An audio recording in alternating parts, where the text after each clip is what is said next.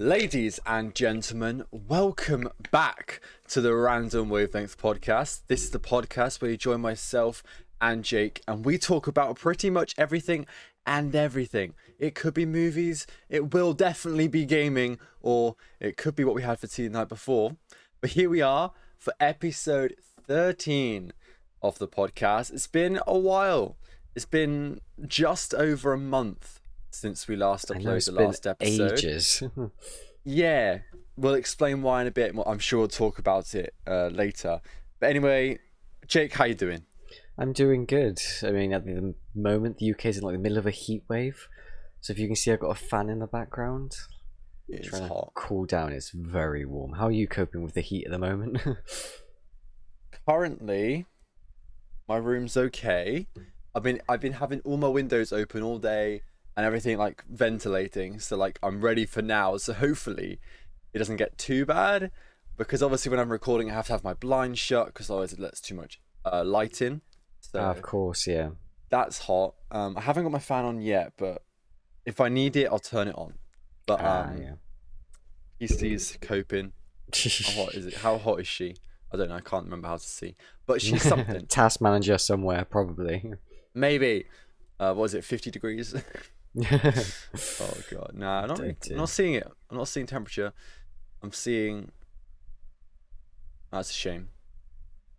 The GPU is at 55 degrees. So. Oh yeah, that means nothing to me. I don't know how hot computers I should really run. I have no idea if that's good or not. No, it could be like terrible. Or it could be really good. Who knows? Yeah, the fan's going, so I don't know. Anyway, so like, you know, this is the podcast where we just talk about everything and anything, and it's been a while, so there's a lot to talk about. So I suggest we just get into it. Might as well, right? Yeah. So starting off, as always, what have you been playing recently, Jake? Well, considering it's been so. Oh, go on. Which, to be fair, recently it's been like the last. What have you played in the last month? Go back. Demon Souls. That's pretty much. Yes. Yes, exactly. Oh, I forgot about that. Yeah, you played Demon Souls. I did. It was very fun.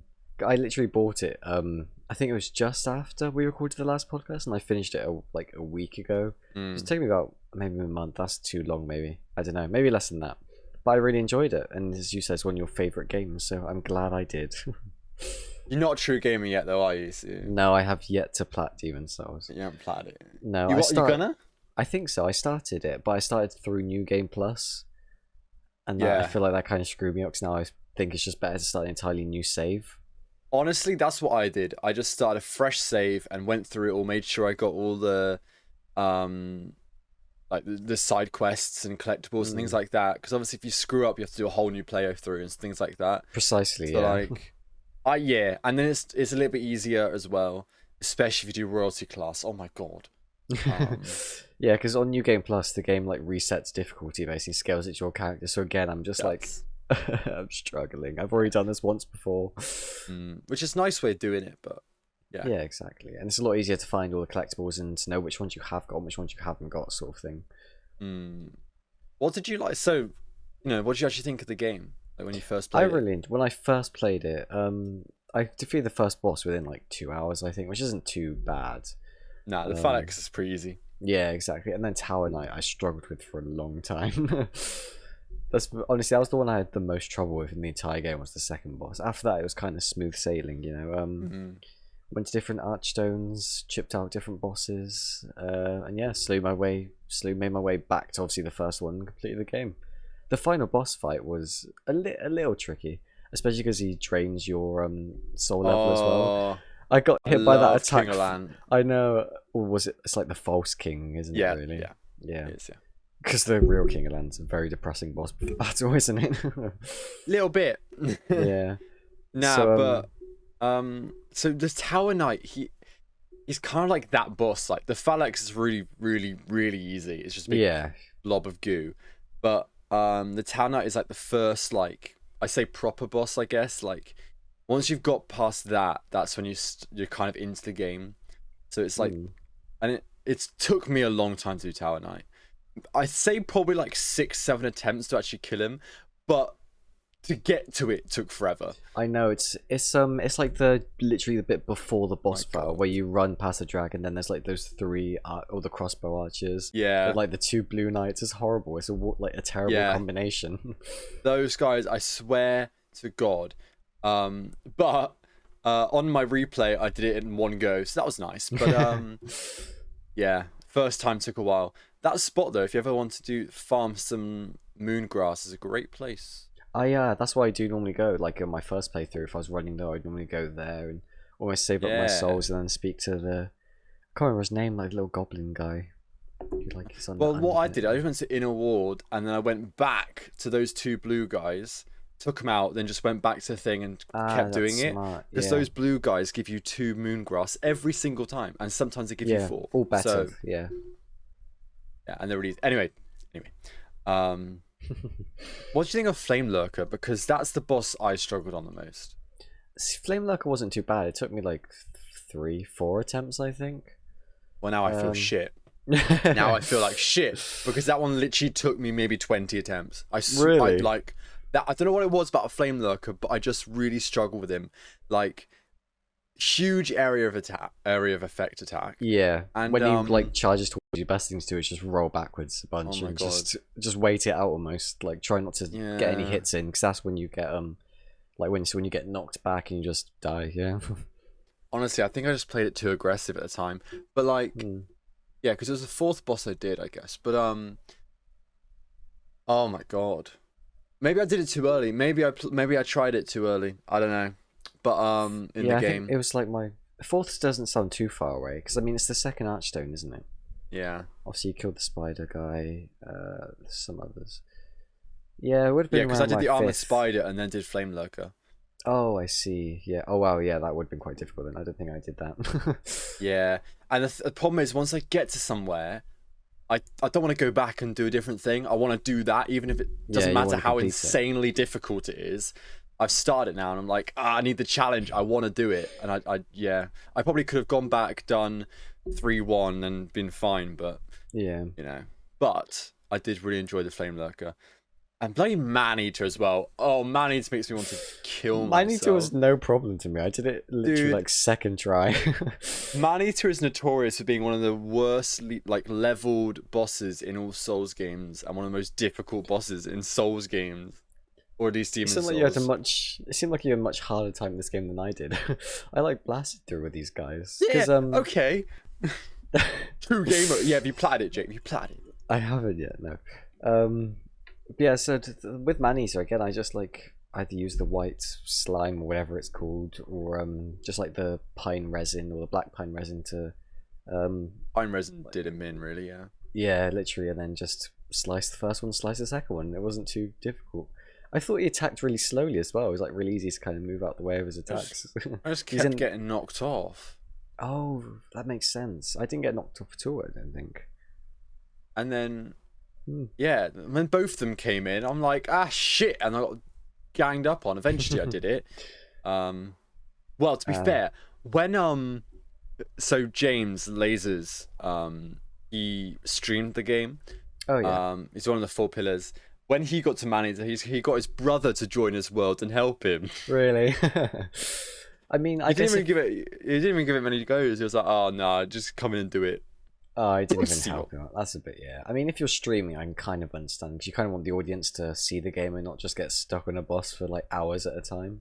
Nah, I want to see people get stuck on a boss for hours at a time, really. You want to see the frustration, yeah. But yeah, Demon Souls. I'm really glad you played it and you've got into the Souls genre now, and hopefully you move on to Bloodborne or Dark Souls or something. I hope so too. I mean, also in the like break we had, I also ended up finally platting Returnal and going back to it. You did. I did. You hear that, Eddie? Jake Land has platted Returnal. That is honestly one of the worst plats I've ever done. Yeah, Eddie gave up on it. The man himself, the one who always is trying to get platinums and is like the true gamer, apparently, gave up on getting the Returnal plat. Again, yeah, I don't blame him. Well, I temporarily gave up on it. No, Jake. You know, Tell him that it's a fake game and shit. No, yeah, complete fake gamer. One of the easiest plats I've ever done. You know, if you can't get that one, I don't know what you're doing with your life. Because exactly, mate. Exactly. Yeah, no random RNG. Definitely won't either. Could do it in like 5 minutes or like 50 hours. Yeah. Definitely not that case. No. Nah. Speaking of platinums and Eddie, he took 6 years to do the Bloodborne plat. I took 6 months. I knew. Yeah. I think I remember was it last podcast you were saying that you were going to plat it, now you have? Yeah, I started playing it, I think, and then maybe. And then I was like, frick it, I was like, I'm gonna replay Bloodborne. I loved it too much. And then I was like, you know what, let's just get the plat, let's just do it. The chalice dungeons, all my life made me want to kill myself, especially the one where you go in, you have half health. No thank you. But I platted it, I did it. Not nearly as difficult as Eddie was saying. It wasn't even that bad. No. The bosses, the last couple in the chalice dungeons were like the ones that Eddie needed help on, were not difficult. You're just a bad gamer, honestly. It's because he's a dad. Like it, God. He's become a dad, and suddenly his gaming skills have just gone. You know what I mean? He's invested all his skill points into dad jokes instead. That's it, and barbecues and swimming pools, and not fixing broken fences. What? What do you mean, what? How do you know about that? Please, I'm on Twitter. What the fuck? I had no idea you knew about that. That really caught me off guard. I can tell you were like, what? Like, for a second I was like, does Ben know? He's got to know, right? Yeah, you hear that, Eddie? There you go. Anyway, moving on from... What can I say? Sorry? I'm a lurker on Twitter, what can I say? You are a lurker, you see everything and don't like stuff, so I never know that you've engaged in things. Precisely. And I'm like, what? I gotta catch people off surprise. Can't let people know my next move, what can I say? That is funny. Well, now we've sort of done with ridiculing Eddie. Maybe you want to talk about Returnal, because I kind of just... That's true, yeah. As I was going back to, yeah, it's one of the worst platinums I've ever done, because obviously you have like the normal ones being like, oh, complete this area, do this. Then there's like these trophies called, I don't know what it is, it's like biome surveys basically. We have to get all the collectibles in a biome. There's like 3 different types of collectibles. However, as you may know, Returnal's like a semi-randomly generated game, and the collectibles turn in preset rooms. So if you don't get the RNG for the preset rooms to appear, then there's no chance of collecting the collectibles. And that's why it sucks to plat, basically, because you could get those rooms like instantly, or you could like not get the rooms for like 50 hours straight. It's a real like luck of the draw. So it sucks. Yeah. That sounds horrible. Rather not plat the game, but I might at one point. Yeah, again, you could be really lucky. I mean, I spent ages trying to plat it, and then I went back to it and did it in a couple of days. But then again, I only needed like 1 survey, so it took me like 10 hours to get that last trophy I needed. That's ridiculous. I haven't even played it yet, but that is ridiculous. Yeah, it gets a tad repetitive, and it's just like, because obviously you can't tell how close you are, how far away. It could be like your next run, or it could be like a run 100 like times in the future almost. You don't know when it's going to be. There's no sense of progression towards it almost. Especially if there's one last collectible. It's like completely random. You're doing it for 100 years, maybe. Precisely, if you're that unlucky. Imagine. Oh my goodness. But yeah, I got a plat this morning. Really? Oh, I saw actually on Twitter again. There you go. I got the platinum in Jedi Fallen Order. Precisely, yeah. I saw there's 40 trophies to that game. It's very satisfying. You like nice round number. It's quite good. The PS5 upgrade came out a couple weeks ago, and I didn't own the game. I had it on Xbox, and I sold my Xbox, so I don't have it anymore. So I was like, let's just, why not pick up the PS5 version? It even came a physical PS5 version, which was pretty cool. Oh, that's nice. So I got it, and I played it, and I decided to plat it. The fun thing is, the last trophy I needed to get the plat was literally to finish the story. Oh, that's satisfying when it's like that, isn't it? It was so cool. I literally did everything in the game, and I was like, all right, now it's just the end of the game time. And I got the plat. It was really cool. That does sound nice, yeah. Yeah, because I got most of the collectibles along the way. I had to backtrace for it to do things. Is it like is it like Hub Worlds almost? Where it's like, of course, you haven't played it, have you? I haven't, no. So I have no idea how difficult it is to plat or anything. You should play it. I should, yeah. Yeah. So it is kind of hub worldy. What's funny is after replaying it now, a couple years later, and after playing Demon Souls and Bloodborne, it's actually a lot more Souls typey than I thought it was. Yeah. It's drastically easier. It's got difficulties for one. I'm sure if I went in the hardest difficulty, it'd be a lot harder, but I couldn't be bothered. Yeah. But yeah, so it's drastically easier. And it's more action adventure because there's like jumping. There's like, the parkour element to it. There's the parkour, there's that kind of thing. But the combat is very soulsy with like the parrying and dodging, attack and heavy attacks, and instead of like stamina, it's like the force meter. So you use the force. That makes sense. Just to like balance through those, which is really nice. And like in a similar way, if you die, you lose all your skill points instead of souls. Skill points, right? Yeah. Very creative. And you go back to the last like meditation spot that they called. So yeah, that makes sense. Yeah. It was good. It was really nice to replay. The story is. I really like the story for Jedi Fallen Order. Actually, I think it's really cool. The world is great. Yeah, it was a really fun to replay and get the plat. Was it difficult to get the plat, or was it, as you said, it was just like things like collectibles and? It was tedious because I had to go back and go through planets loads to try and get collectibles I missed. At one point, Kashyyyk, which is like the most linear planet, there's no like, there's not many shortcuts or other ways. You have to go through the whole planet to get to the end. Yeah, I missed like a scan, like a seed scan at the end of the freaking level. I had to go through the whole thing, which took me about 25 minutes to get the scan, and then it's like 15 minutes to go back to the ship. It was ridiculous, and I'd literally just gone there because there was a chest there I needed as well. And then you realised afterwards, and you're like, damn it. I can imagine that being very tedious. Gutted. But I had to do it. So it was tedious, especially like planets like Zephyr, which is huge. But it was fun. It was a lot of fun. 2.5 years after the game's released, it's still... has it really been that long? Yeah, it's still hella glitchy and buggy. In fact, it's more. I got more glitches and more bugs on this playthrough than my first playthrough. With the PS5 remake. With the PS5 remake. I don't know if that's because the PS version's just not as optimized as Xbox. I have no idea. But it was so glitchy.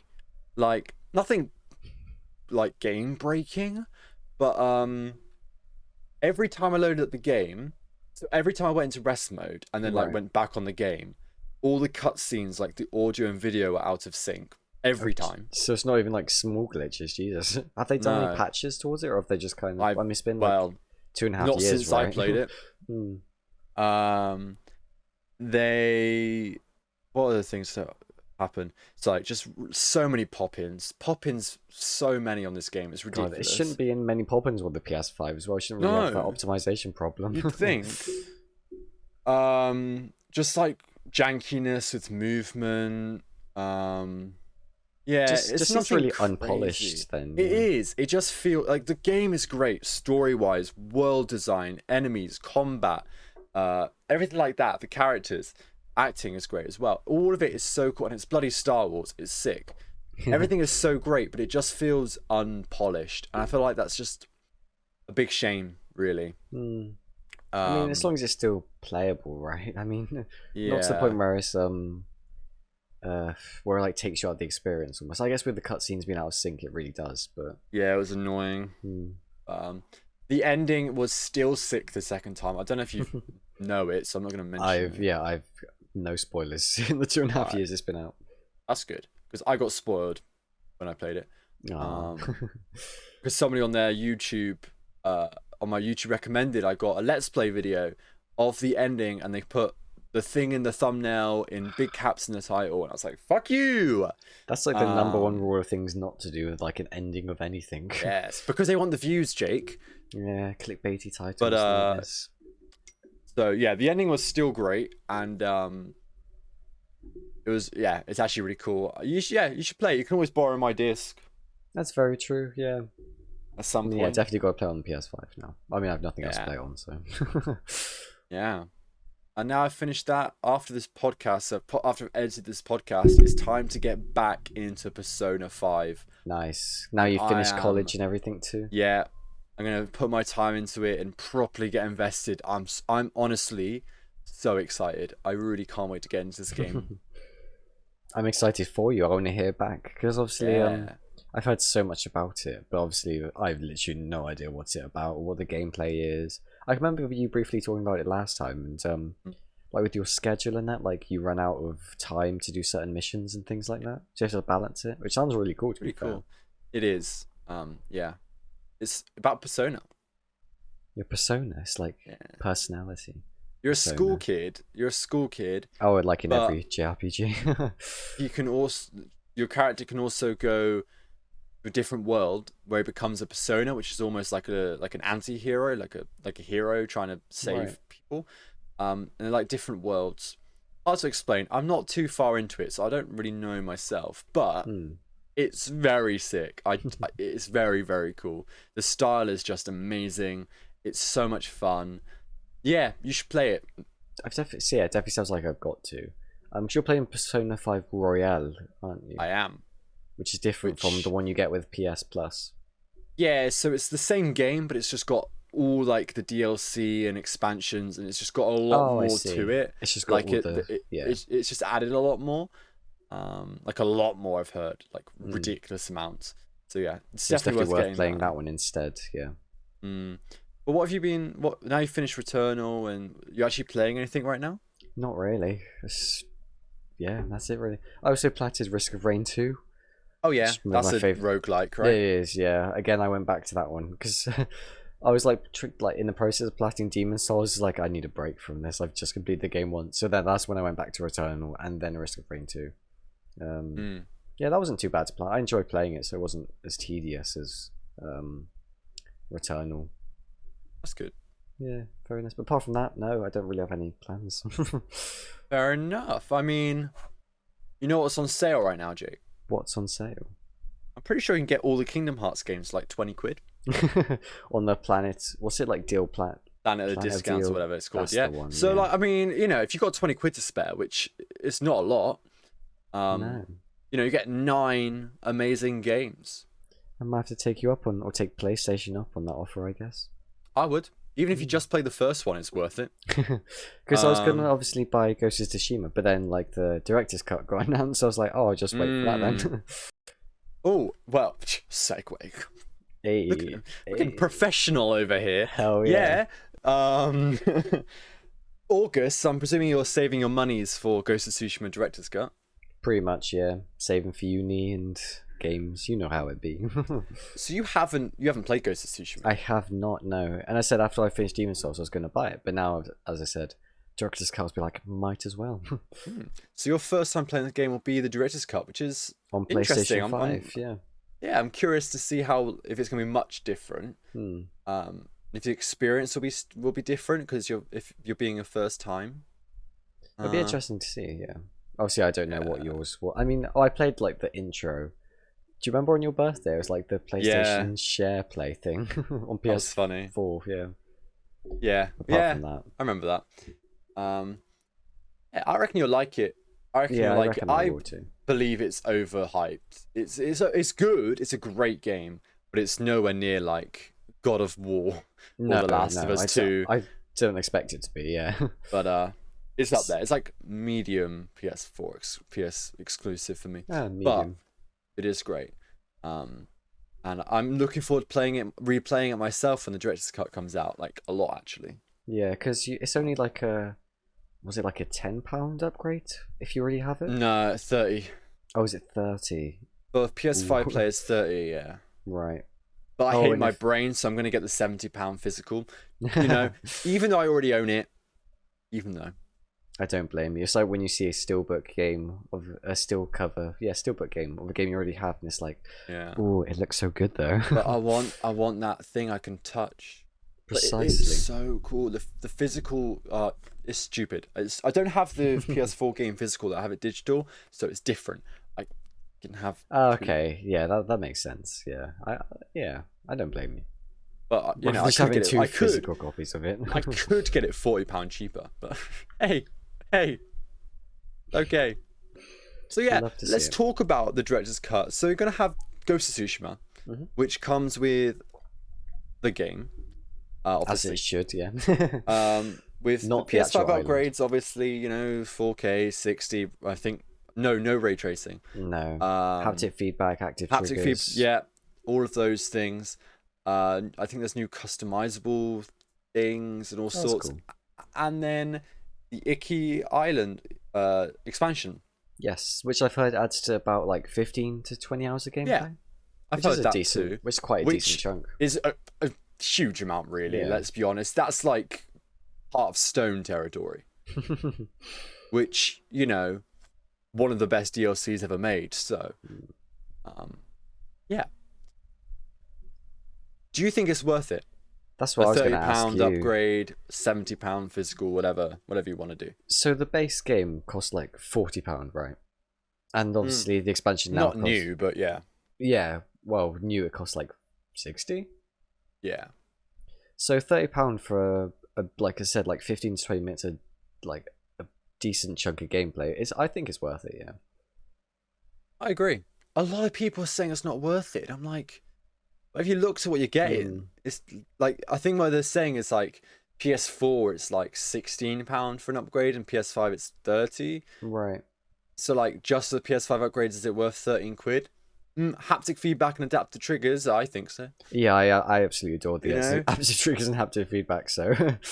Also, the people saying this are the people who are not getting it, so... Yeah, this is like their loss, or in their case, they're not losing out on anything. Or like, they're Xbox owners.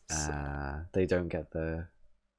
So they can't, you know what I mean? Like, you just don't feel the haptic feedbacks and stuff. Exactly. Because you're like, stupid and went and got an Xbox Series X.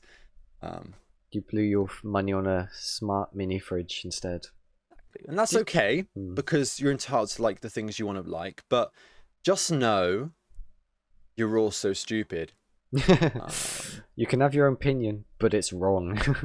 Yeah, that's basically it. That's why I really like dictators, because they just Oh dear. they're like, you know, you can do it, but you're wrong, and you have to do what I say. You know what I mean? That's that was a bit of a leap, but I can see the connection. yeah. I mean, get shot in the head for having COVID. It's all good. Oof, that's going back a while now. Jesus. So that's not the only director's cut we're getting, Jake. Oh, I see. Is it because it's a director's like dictator? No, don't worry. I was actually going to talk about Death Stranding, but I like your way of thinking. Yeah, I was trying to make another connection to the weird. Anyway, yes, carry on. Death Stranding, let's go! We are the whales. Oh my goodness, I love it. Death Stranding, honestly one of my favorite games, is getting the long-anticipated director's cut, the Hideo Kojima cut, which I wish it was called. Yeah, we saw this at E3, and we've got more news now. I mean, in fact, I saw Hideo State of Kojima. Play, not E3. Oh, State of Play, yes. I saw Hideo Kojima post on Twitter. He doesn't like it being called the director's cut, because in like his mind, like director's cut is thing that were cut out from the original film. Yeah. And obviously this is like new and added. It wasn't cut out to begin with. So it's like, oh yeah, I see his reasoning, Yeah. but no need to like analyze everything to that level. Like we know it's going to be the game with more stuff. You just call it director's cut. We know what it means. Yeah, it's almost like this new PlayStation branding. Like they've got the Ghost of Tsushima cut, director's cut, and the Death Stranding director's cut. It's like, is there a new thing? Yeah, Like, it's what's going on here? an easy way to make money for little, like small amounts of work almost. Yeah, well, yeah. I mean, Death Stranding is going to add so much. That's what the I trailer saw. Yeah, was mad. Like, you watched the trailer, yeah? I did. Yeah, Where it added all the stuff like racing. yeah, where it said the tracks, racing, like new the cargo story. catapult, like the little like buddy companion guy, which looks great. Yeah, I can't wait. Honestly, it's coming out September. That is a pre-order for sure, and I am getting the physical for that. I don't care. Oh, yeah, I can get definitely. a £10 upgrade. I don't care. I'm getting that new box up. It's like 40 quid. Come on, I don't care. God, that's still not. I That's am still so like really excited. reasonable, to be fair. I agree. I'm so excited for this Death Stranding. Honestly, it's gonna be so cool. I can't wait to see all the characters again. I remember like I can barely remember the story as well, which is good. Like all the nitty gritty stuff in that. Yeah. I mean, like, what do you feel about PlayStation potentially going down this route of making like director's cuts and stuff? Like, I think so far it's good, but it's a slippery slope which could lead to a lot of like laziness, I imagine. Like them not focusing more on like AAA, like new games or new IPs. Instead, they're just gonna like keep up this trend with games that potentially don't need it or people don't want. it gets killed when they make The Last of Us 2 director's cut. I was gonna say, yeah, like with games it's like that, not needed, by the way. It's not needed.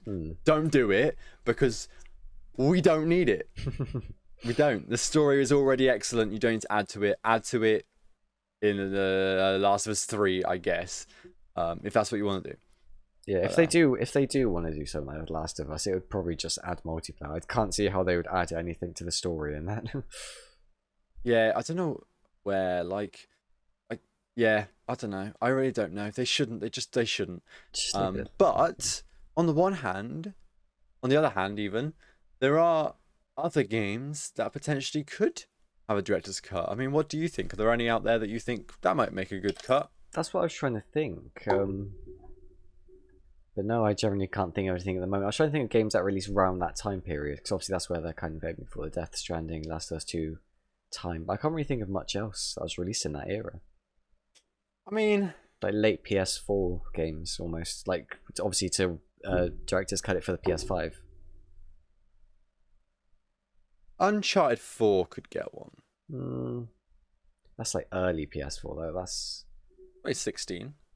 2016, yeah. 5 years ago. I know what could get one. Fucking Bloodborne. I keep seeing a lot of rumors floating around that's coming to PC. But it's like, yeah. Is it just people on like Reddit's been like, I really want it to, so I'm going to create a rumor that it is? Well, here's the thing. PlayStation acquired a new studio. I can't remember what it's called. They actually acquired Housemarque Games, the guys behind Returnal, which I thought they already owned, to be honest. I was like, oh, nice. Now Returnal's second party. I mean, first party now, but it was second party. I didn't realize that. I was like, yeah, great. But yeah, they've acquired, I think it's Nixie Studios or something like that, and they make PC ports. Ah, yes, this does sound familiar. Yes. Which begs the question: are they planning on making more PC ports? I mean, they did with Death Stranding, didn't they? Death Stranding, Horizon, Uncharted? No, I don't think they did. I think it's announced, or like it's like pretty much announced they're making Uncharted port. Oh right, I see. How do you feel about PlayStation exclusives getting more PC ports?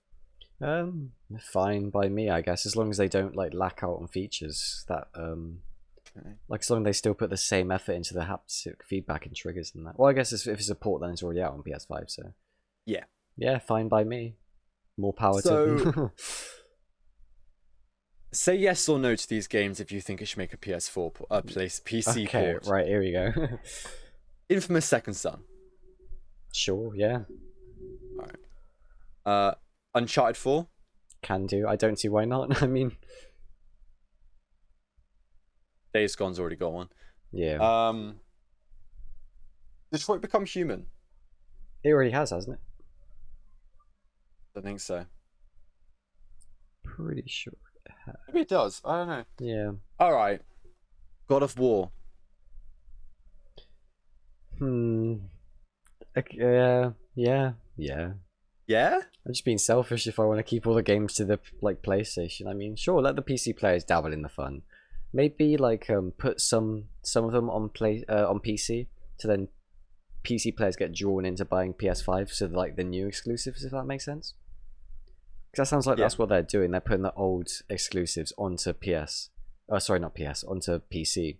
To obviously then drawing new customers to buy, obviously the new console, then the new versions and the new sequels of the games. Yeah.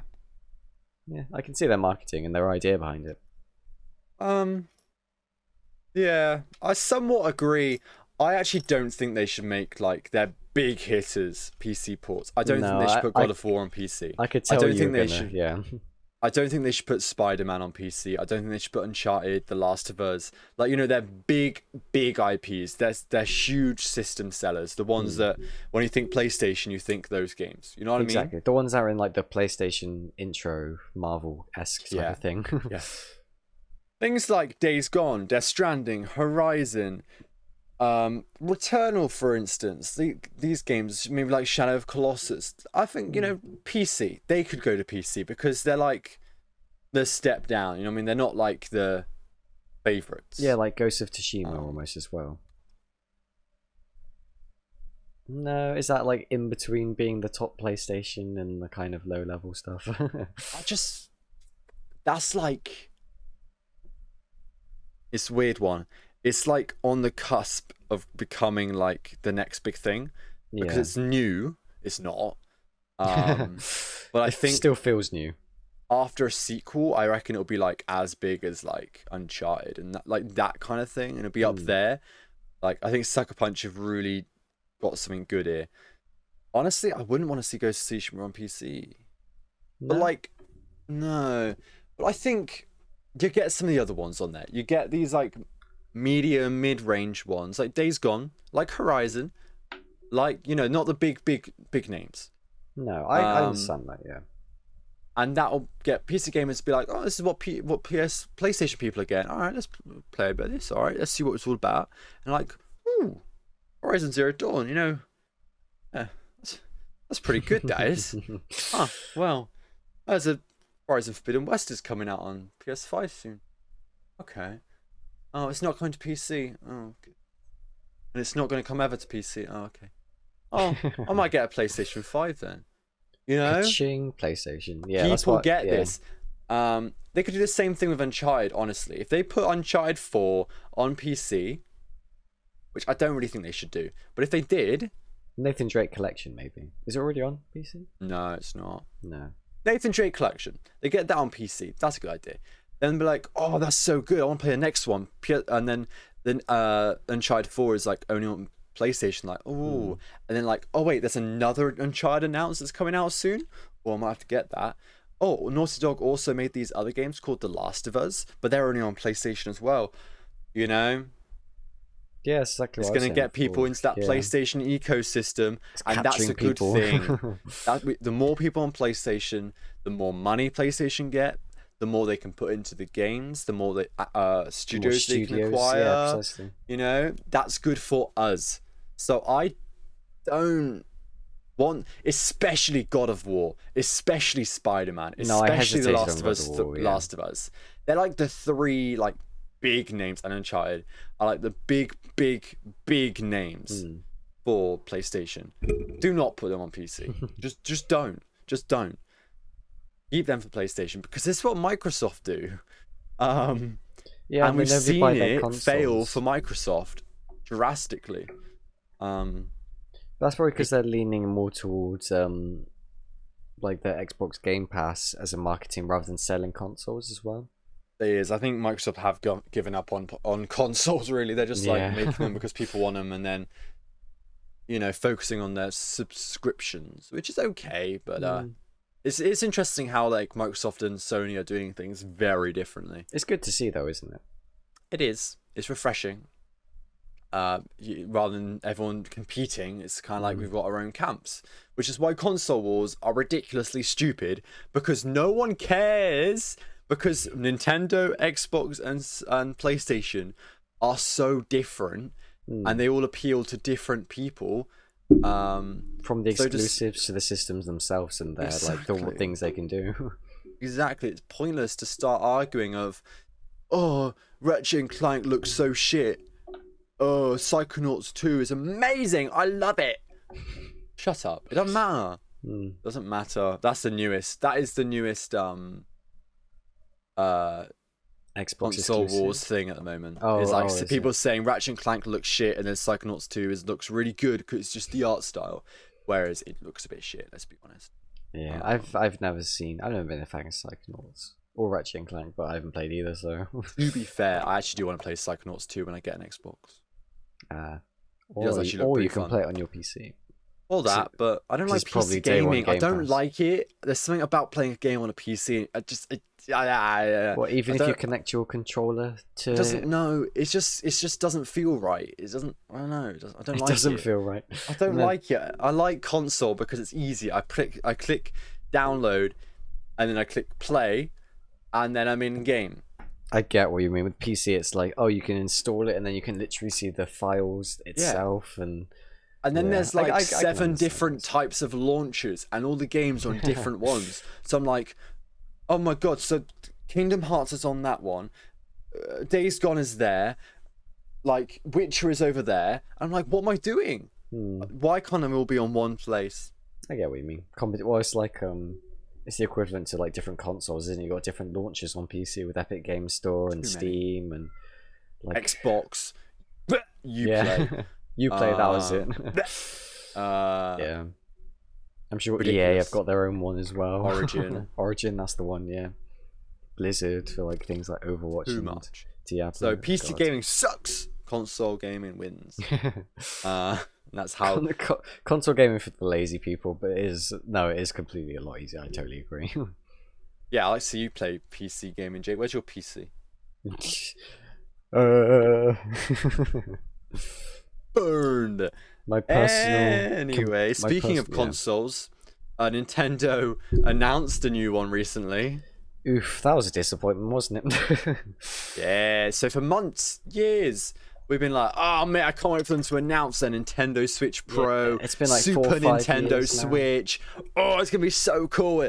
OLED screen. It's gonna have a new Joy-Con. It's gonna have 4K. It's gonna have all this functionality. Probably new bloody modes. So the other day, we got an announcement for the Nintendo Switch OLED model. And this is the Nintendo Switch that comes with an OLED screen, obviously, but it's still a 1080p. Yep. That's something. It's 7-inch, so it's slightly bigger, but it's By still like shit. a tiny 1-inch, yeah. Yeah. It's got some nice features. It's got a wider adjustable stand because let's be honest, the original kickstand was 100%. Oh, it's always not within my pops arm's out, and I'm reach. like, great. Because So the SD what- card's like underneath it as well, so it feels really exposed. But I'm sure they haven't changed that anyway. So the new adjustable stand looks actually really good, and it goes all the way down to like flat pretty much. So that's Yeah. nice. Built-in LAN port. Now, great. Now I can play Splatoon without lag. Yeah, for those 3 people who like use and still play Splatoon and that.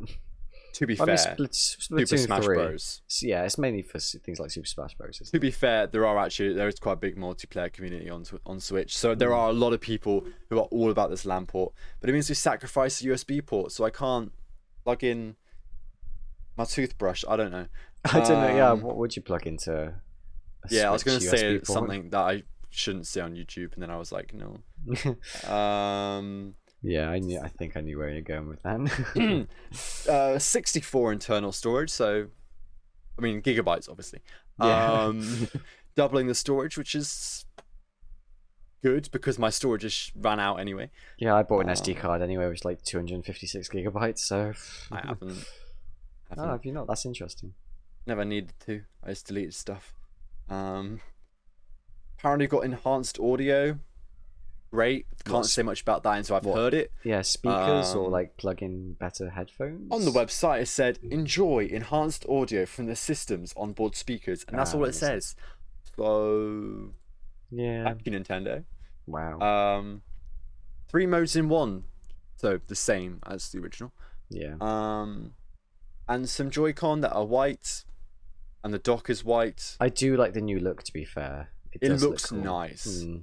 It looks nice. If know you what's put it great, next to a though? PS5, it matches almost. Honestly, you know what's the best thing about this though? What? The Joy-Con are the exact same as day one Joy-Con. I know. I can't wait to get that drift again. Ooh boy, let's go. Indeed. I was considering getting this. I was honestly considering getting this Switch until I heard they were the same Joy-Con. Because I was like, mate, if they have new Joy-Con that don't have drift and are like a little bit updated with all this OLED stuff, and you know how the white controllers which look really cool and everything like that, I was like, you know what? Why not? I might get it. As soon as I heard it was the exact same Joy-Con, I was like, no, actually, solid, I just won't play on my Switch until they get new Joy-Con. Yeah, I mean, I've got the Pro Controller, so but that brings me that on to still gets drift. Yeah, but that brings... Oh, that's true. Anyway, that brings me on to my next point. Like, if you plugged it into the dock anyway, you won't get to experience most of the new features, like the bigger screen, the OLED screen, and the better sound system, because it just come through your TV anyway. The only benefit you get is the LAN port, and that's it, when plugged into the TV. Yeah. So it's a bit... I don't know. Worthless, really. It's £50 more expensive as well, isn't it? It's like... Yeah, it's $350, so 320 quid probably. So it's like $50 more expensive. So it'd be like... Yeah. So it'd be like £300 over here. 320. 320. Because it's 270 here. So. That makes sense, yeah. But yeah, it's something. It's not what we wanted. No, I'm not gonna bother by it. Yeah, I'm not getting it. I will just not play on my Switch ever again, probably, because it's unplayable with this drift. It's been too long, and by like pure stubbornness, I just can't buy a new Joy-Con now. No, they're so expensive as well, aren't they? Oh, for a broken piece of tech. Come on. Like, when's the next Switch game coming out that I actually want to play? Breath of the Wild 2? 2, yeah, I was gonna say. I'll buy one then. I'll buy Joy-Con then, but not until then.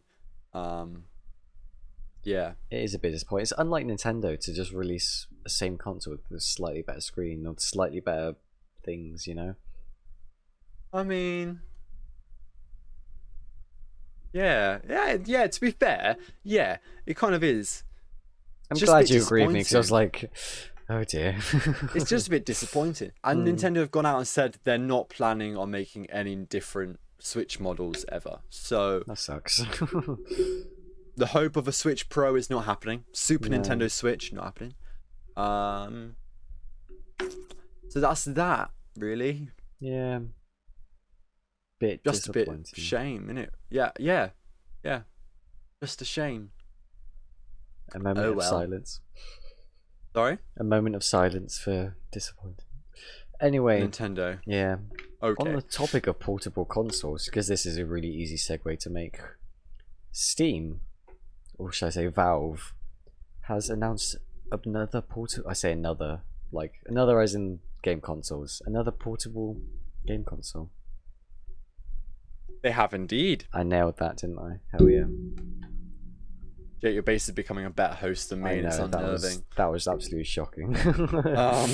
I can't be handling this, Jake. You're going to take me over. I know. Okay. But yeah, they have. What was it called again? I've forgotten. Stream Deck. It's called the Steam Stream Deck. It's not called honestly, that. It's just you're going to have Deck. to give me information for this, because I haven't looked about it at all. Neither have I. I know there's 3 models, each with, like, they're the same specs. It's just got different storage. Like, the base is like 32 gigabytes, which is it's either 32 or 64 is the base. Either way, that's not a lot of gigabytes if you want to be installing like PC games on there. I mean, look at COD Red Dead Redemption's 100 gig. Yeah, precisely. Look at COD Modern Warfare. It's like 230 gigabytes, roughly around there. It's insane. I think the biggest storage one is about 480 gigabytes, but even then, that's tiny. Hold on. What's it called? Stream Deck? Stream Deck, I think it's called, yeah. Let me have a look. No, the Stream Deck is the Elgato thing. It's a Steam Deck. Steam Deck. It's going to be the Steam Deck, for fuck's sake. Steam Deck. So... Of course it's not called the Stream Deck. God. I thought it sounded funny. I was like, the Steam Deck. That doesn't sound right. How the fuck do I get one? Oh, it's America pre-orders only, I think, at the moment. Alright. Whatever. Okay. Okay, so you get 64 gig, 250 and 512. 512. I was close then. I was close. Or £570. Yeah, that's pricey. Fuck me. What is in this thing? That's what I want to know. What are the specs? What's the gigabytes, graphic cards, if you can shove one in there? Where is the stats? Because it's just a portable PC, isn't it? That's what they're marketing it as. Yeah, which is cool. And it's a great idea. And it works like a Switch, doesn't it? Like you can plug it into a monitor. I presume so. I mean, yeah, there's going to be a way to do that regardless. I've seen that. I don't know if any specs are out, but I've seen it and it like runs like PC games. I know, that's Okay, here what we go. I'm curious about, because it runs them well and smooth, apparently. 7-inch screen, so same as Switch. Yeah. Switch OLED edition, at least. Runs an AMD Right. core. 4 cores. No. 2 cores. What? Okay, AMD Ryzen 3000 processor, which is... I've got an AMD Ryzen 5700, I think. Hold on, I'm going to go look. Is it the lower the number the better or higher number the better? I've got AMD. I've got the fucking same bloody CPU. Right. No, can't be. Have I? AMD Ryzen. Yeah. Okay. So I've got an AMD Ryzen 7 3700. This is an AMD Ryzen 3000. Right. Okay. With 4, and within the Steam Deck resides 4 Zen 2 cores, capable of 8 threads. So it's 8 cores. Right. Which is the same as mine. Yeah. No. Okay, no, 4 cores, but 8 threads. Okay. Clock speed is 2.4 to 3.5 gigahertz. That's like standard for a laptop, really, isn't it? That's actually good. That is that's fair. That's fair. Is it fair? I said my laptop's a little bit better than the... My base speed is 3.6 gigahertz. Mine's like 3, I think. Gigahertz, go not up. just 3 hertz. Yeah, my base speed is 3.6, but it's up 4 gigahertz right now. So 2.4. Oh, Ben's overclocking his PC. GPU. Okay. GPU is 1.1 gigahertz. Right. That can't be right. Okay. 16 gig of RAM, sure. And then 64 gig SSD. Resolution 1280 by 800. LCD screen, 60 FPS. God, this thing is packed then with... Yeah, it's odd almost. It's gonna be beefy. I tell you what, it's decent. It is decent. It's gonna play PC games. It's not gonna play them well. Yeah. It's beefy, but it's it's small. It'll play them okay. Especially it'll play like medium level games like really well, and then like high end okay. You know what I mean? On like low level graphic settings, yeah. Yeah, but like you have to remember as well, the screen is tiny, so it's not rendering much. Yeah. It's not 4K. It's not even 1080. It's just above 720. But that's fine because it's so small, so you won't notice. Like a 4K screen that small is a bit pointless, to be honest. Yeah, because you're already so small and exactly far away from it. Yeah. The bigger the screen is, the higher resolution it needs to be. For it to look good, yeah, of course. Yeah, like if you had that resolution, but like a normal TV size, it would look terrible, but because it's shrunk down, it's fine. But yeah, I was looking. It's got like little touch pads on the top, on the front. It's also got the back paddles, doesn't it? I think so. Yeah. It also has like the buttons in a weird places, though. I think I heard. Or saw, yeah, they're right at the top. People complain about, yeah. Which ergonomically, I don't know what that'll be like. Uncomfortable to hold, yeah. Yeah, because it's... Oh, I tell you what, it's been shown playing Jedi Fallen Order. I wonder if that'll have fucking glitches. On this, yeah. That's cool. I tell you what, it's decent. It's a good product, and hopefully it'll sell okay, and people will take to it. I don't know. I don't... Steam has done stuff like this or Valve has done stuff like this in the past. Where they've released they've got the Vive headset. They did. Oh, what was that? No, that's not Valve. Is it not? That's the HTC Vive. They course. did God, what was it called? oh my god, what the not Elgato, it's something similar though. It's oh my goodness, Amazon.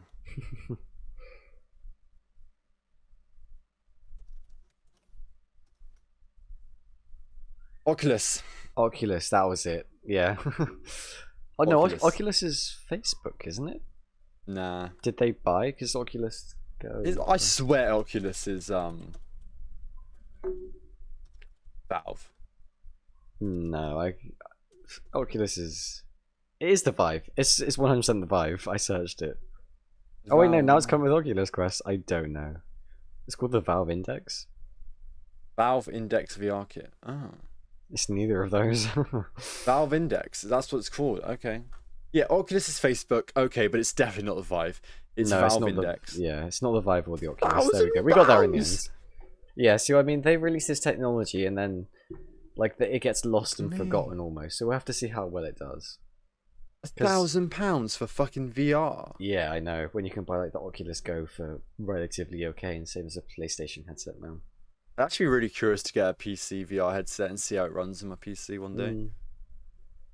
I'll tell you what, requirements: 8 gig of RAM. CPU I'm fine with. I would need a better GPU. Not really. I'm on benchmark. I'm literally on benchmark GPU, so I should be fine. I could play VR. Amazing, yeah. But again, people are gonna say, but people are saying that this console is a Switch killer. What do you think about that? Do you agree? Disagree? No. Disagree? Simple as no. It's not, because you can't play Mario Odyssey, you can't play Breath of the Wild, you can't play Splatoon, you can't play Animal Crossing, you can't play Super Smash Bros, you can't play Mario Kart, you can't play Luigi's Mansion, you can't play you know what I'm getting at? I do, yeah. You can't play Nintendo games on the Steam Deck. And that's why people buy a Nintendo Switch, to play Nintendo games. Yeah, not for the power of the console. We know this by this point. Nintendo have got such a niche and they've got such an audience where they're not stretching out now. They don't care. They've got their audience, and they will have that audience unless they rape people forever. You know what? No, they could rape people and they still get away with it because Ubisoft have, so it's okay. Anyway, if Nintendo Ubisoft can get away with it, anyone can. Exactly. Insomniac. So yeah, Nintendo, they could do whatever they want. Honestly, they could. I don't think the Steam Deck is a threat. The minute this is never happening, the minute Nintendo games go on the Steam Deck, then maybe that's not happening. Also, the Steam Deck is hugely expensive compared to the Switch, and the Switch is obviously a family console. So to charge £700 plus for a console, not for a family. They're not playing that. They're buying £250 consoles. Of course. And with obviously the controllers that already come with 2-player readily available. Exactly. It's the Joy-Con, although you get drift with them, they are very good, and they separate and things like that. So you can have 2 people playing, and then you can get more Joy-Con, have 4 and 6 and 8. It's like 16 people in some games, I think. Mad. So no. Long story short, what's your answer? It'll be no as well. Yeah, I completely agree with you, because I was going to say the same thing, being Nintendo has the exclusive games, as simple as that, really. Yeah, exactly. And if you do think they're a competitor, you've never played a Nintendo game in your life. Once you play Super Mario Odyssey or Breath of the Wild, you'll understand, because they're great games, and they're the reason I bought a Nintendo Switch. And honestly, since I played them, haven't really played my Switch again. No, apart from Animal Crossing. Yeah, I can't remember the last time I played it, apart from with friends and family. Again, because it's a family console and that, like Mario Party and Jackbox. And that. September was the last time I played on my Switch. Actually, the last time I played on it. Yeah. You might have charged it 50% and turned it off to make sure it's safely stored in the battery, almost. Honestly, it's literally just in the dock. Oh, that's good. Yeah, I haven't played it. Mostly because of the drift, but till Breath of the Wild 2 comes out, 2022. Yeah, bro. Late, early, who knows? Yeah, I think so. Well, we'll see. We shall. But that's that, Jake. That's that. Oh my god. Has there been much gaming news apart from that? Yeah. Controversies, Jake. Controversies. Oh, yes. Have you heard much of Abandoned? Is this the whole Silent Hill Abandoned? Well, maybe. So, Abandoned was a game announced a while ago by a studio called Blue Box Studios. And it's like a survival horror game, and there's not much to it. So far, we literally just saw some guy walking. Yeah, it's a very short, like, teaser trailer almost. Yeah. But there's been some conspiracy going around this game and around Blue Box that they are in fact making Silent Hill, and that Hideo Kojima is in fact working on it and making it.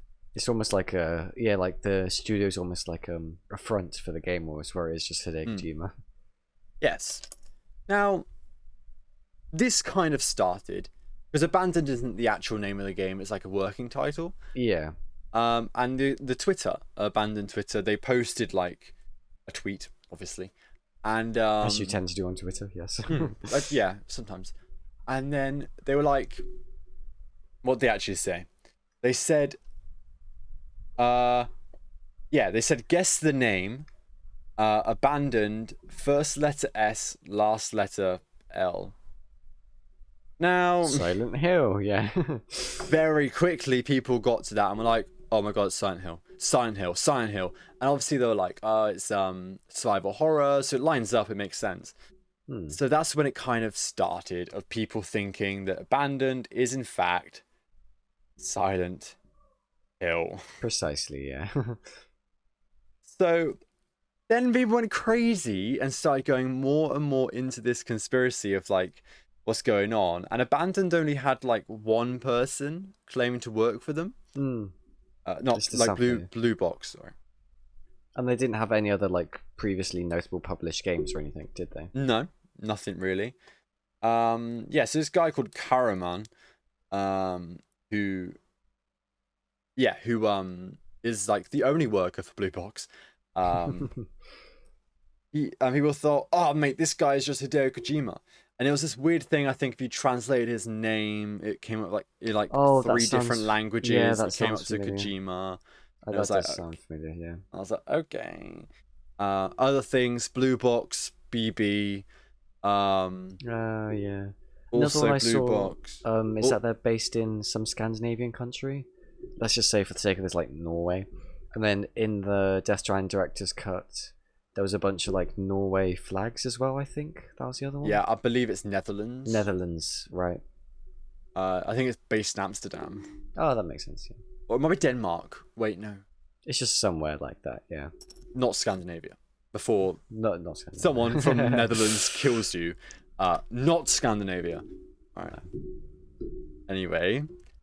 Blue Box also being like PlayStation. So there's all this kind of thing, and eventually it got to the point where this guy Karaman, or Hassan Karaman, I think his name is. Right. He posted a message on Blue Box Game Studio's Twitter, like showing himself, like a video message, so people knew he was like a real person. Yeah, and he was exactly. talking about the project and like who he is and things like that, and he's like not affiliated with Hideo Kojima and all of that, all that nonsense. Obviously, everyone thinks he's a paid actor. I don't know what to feel about this because it's dumb. And honestly, I'm in like I don't get myself involved in conspiracies really. I'm like, cool. I'll wait until something's announced. Precisely, yeah. Because as you said, he came out being like, "I'm sorry, it was just like a joke almost. We took it too far."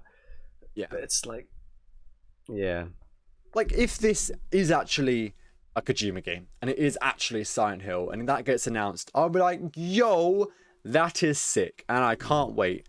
But what's the point of me trying to speculate, and then potentially getting, like, hopes and just being underwhelmed and being disappointed when it's inevitably not that? Precisely, yeah. As you said, it's best just to wait. We've learned this from as simple as pre-ordering games to things being announced now. True. Such a weird thing. And it's like, I just feel bad, honestly, because if this company isn't actually Hideo Kojima, it's not actually fucking Silent Hill, then when they finally announce stuff, the disappointment from everyone's going to be huge. Yeah, they're going to lose all that hype, and it's going to be like, it's going to take a hit the studio, and nobody's going to want to care about the game anymore. It They're will. like, oh, it's not Silent Hill, it doesn't matter. Yeah, so honestly, I don't know how to feel about this. I'm honestly a bit like, everyone needs to calm down and just not worry about it. Wait for an announcement, because if it is indeed Hideo Kojima, think about the hype it's going to be when you finally get that announcement. It's going to be like, yo, you know? Whereas if you like figured it all out and stuff, it's a bit like, yeah, we already knew that. But if it's be a bit not disappointing otherwise, like, oh yeah, great. exactly. So just, yeah, I don't care, honestly. I'm a bit tired of seeing this conspiracy stuff. Just best to wait and see, really. Yeah, as you said. Nothing else. Absolutely. Yeah. Very nice. Anything you want to talk about, Jake? Not that I can think of. It's been so long. I feel like, oh yeah, I got to speak about that on the podcast. But then it's like I've forgotten about it. Should have written it down. Yeah, that's very true. But yeah, it has been a while. Oh, I'll tell you what I did in between. Yes, are we gonna speak about why we, or should I say you? I went to the cinema. Podcast? Oh, I see. And I went to see In the Heights. Ah, yes, I saw that. Yes, I didn't see the film, but I know of it rather.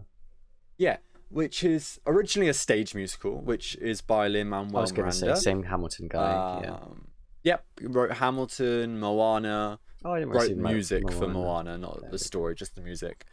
But yeah, he's done a lot of work. He's also working on a film, another Disney film called Encanto at the moment. Yeah, sounds magical. But yeah, anyway, this guy, and he made In the Heights, and I used to love the stage musical. I used to love it. And they finally made a film, and they've been working on it for ages. I've known about it for ages, and it was meant to release last year, and I was ready to go to the cinema with my friends. We all had it planned, and then they got cancelled. Yeah. And it got delayed a year, but it finally came out. Hey. And I went to see it with my mate.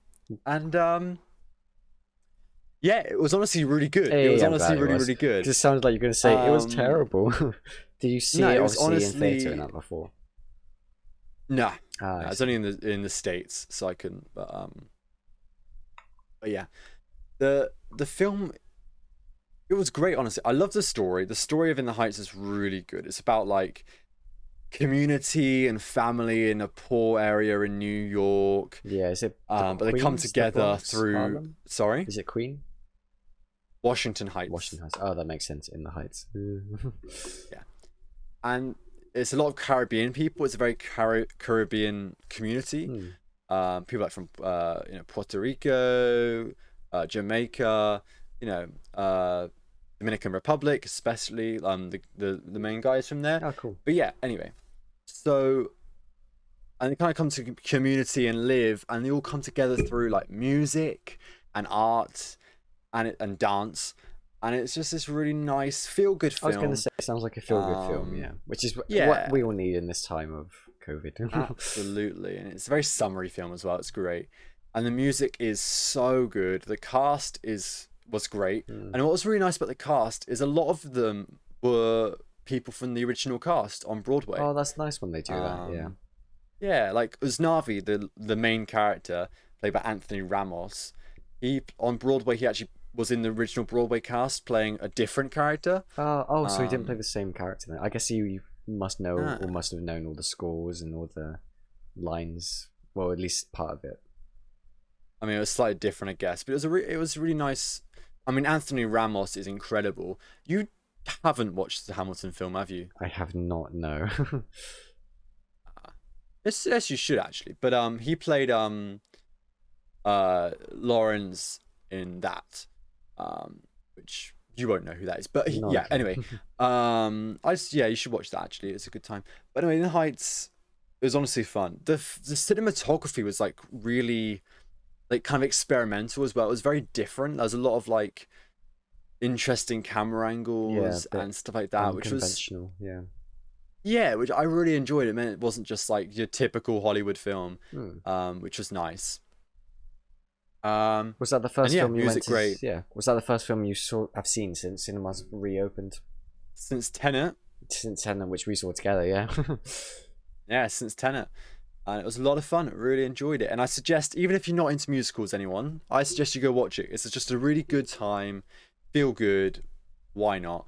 And yeah, there's not much else to watch. Well, that's a lie. There's actually a lot to watch in cinema at the moment.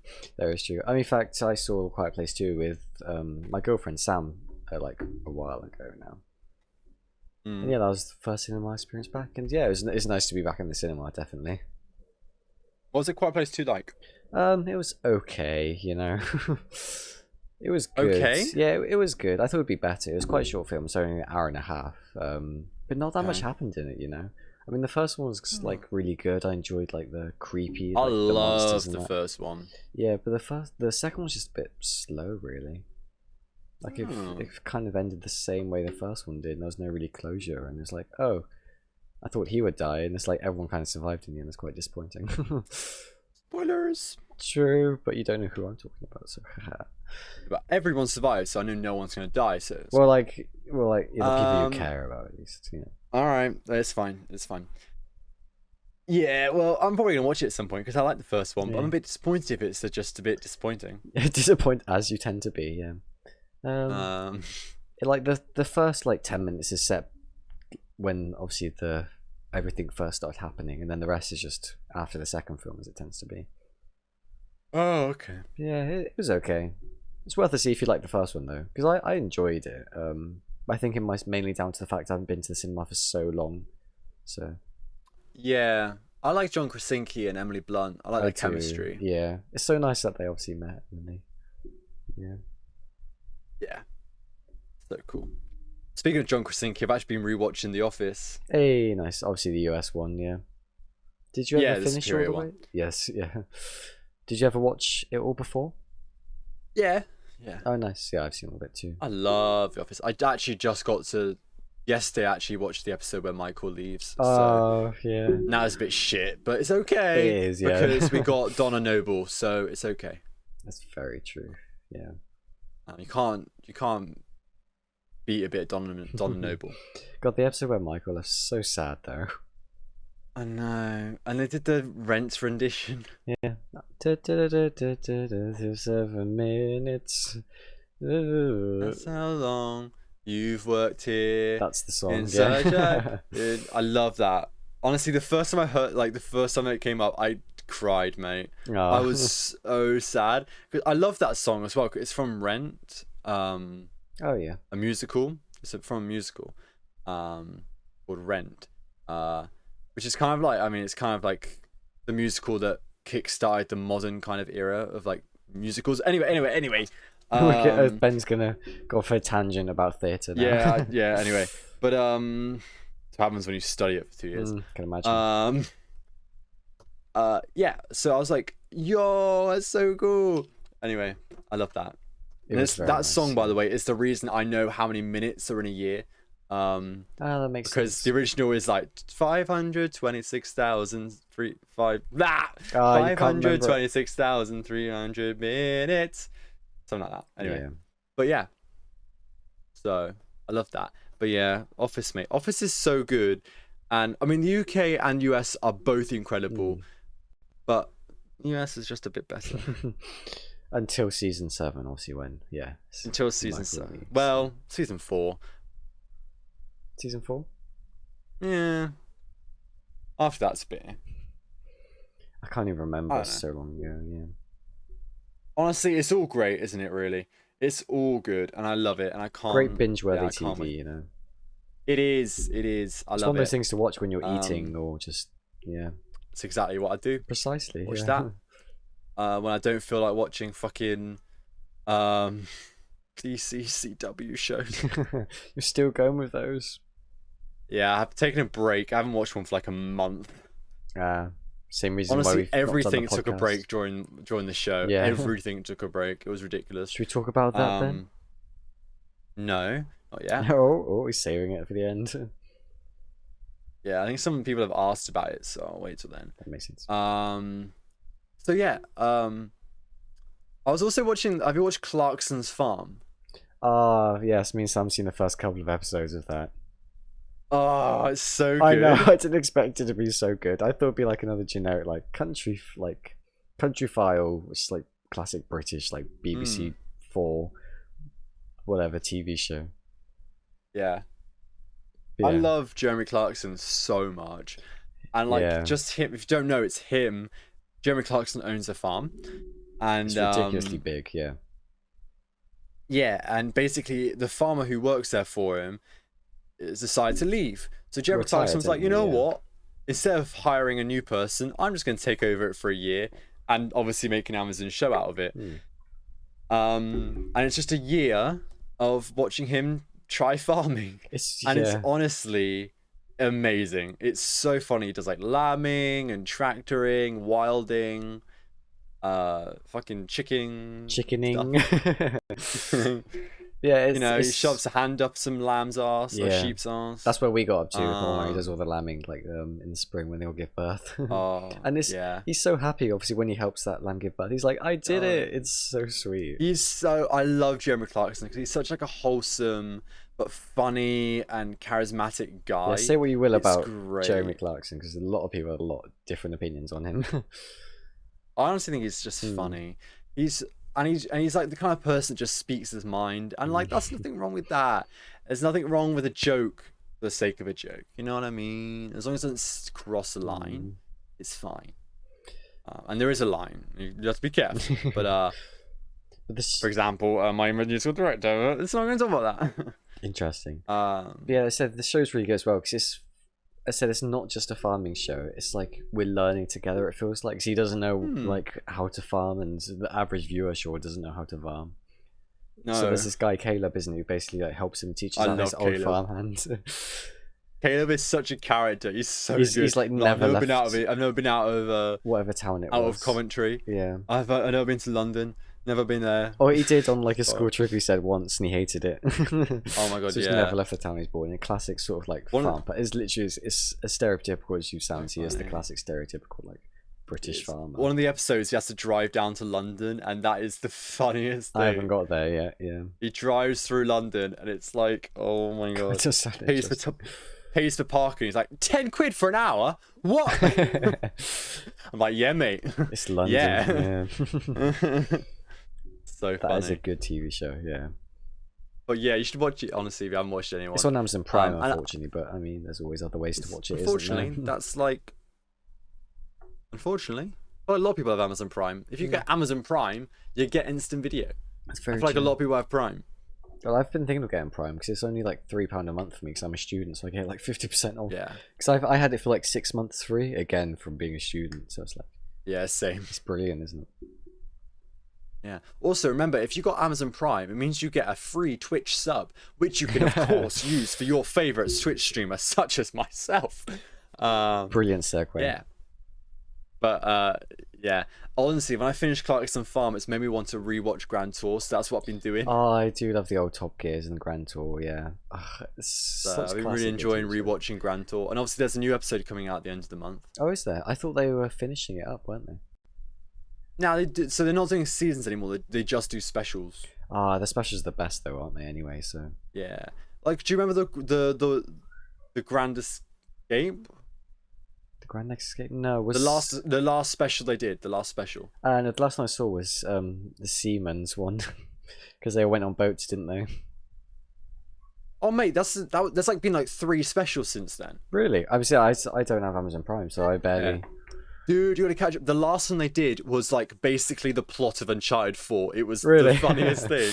I'm not even joking. They went on the exact same, pretty much. Like they went to Madagascar and they found like, the same like treasures that we were doing in Uncharted 4. One, yeah, isn't that the one where is it Richard Hammond spends ages deciphering like the code in that? Yes, I have seen that one. Sorry, yes. Yeah. Oh my god, it's so funny. I was like, this is just Uncharted 4. What is going on? Because then Jeremy Clarkson like blows up the beach, or like his section of the beach trying to find the treasure. Yes, I do remember that. Yeah, where they all have like metal detectors and scanning it, and that so it just blows his part. It's brilliant.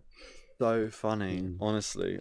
Yeah. Uh, That's that. Classic British TV, yeah. I mean, speaking of Amazon Prime, Jeff Bezos went to space yesterday, didn't he? He did, the madman. God. I mean, say what you will. I mean, his I don't know what you call it, his private space company. It's called Blue Origin, which I think is a great name because obviously that's known as Blue Planet. I wonder if he pays his taxes for that company. Ooh, controversial topic. Ooh. Literally. Well, not really controversial. We all know Amazon sucks. Jeff Bezos, whatever. And so also Richard Branson, or Sir Richard Branson, sorry, went to space as well the other day too. Yeah, I saw that. It's like all these like guys going to space. Like, what a boring dystopia we live in. I know. Well, it's just a bit weird, isn't it? Like all these like rich people just going to space. It's like, oh, okay. It's like they have nothing better to do with their money, although they could donate it to charity and solve world hunger and all this other stuff. But instead, they want to go to space for 12 they minutes. gave 1% away. They'd like, if every fucking billionaire gave 1% of their worth, which by the way is $1 million, which doesn't sound like a lot. Sorry, no, it's not. No. What's a billion divided by 100, Ben? $10 million. There we go.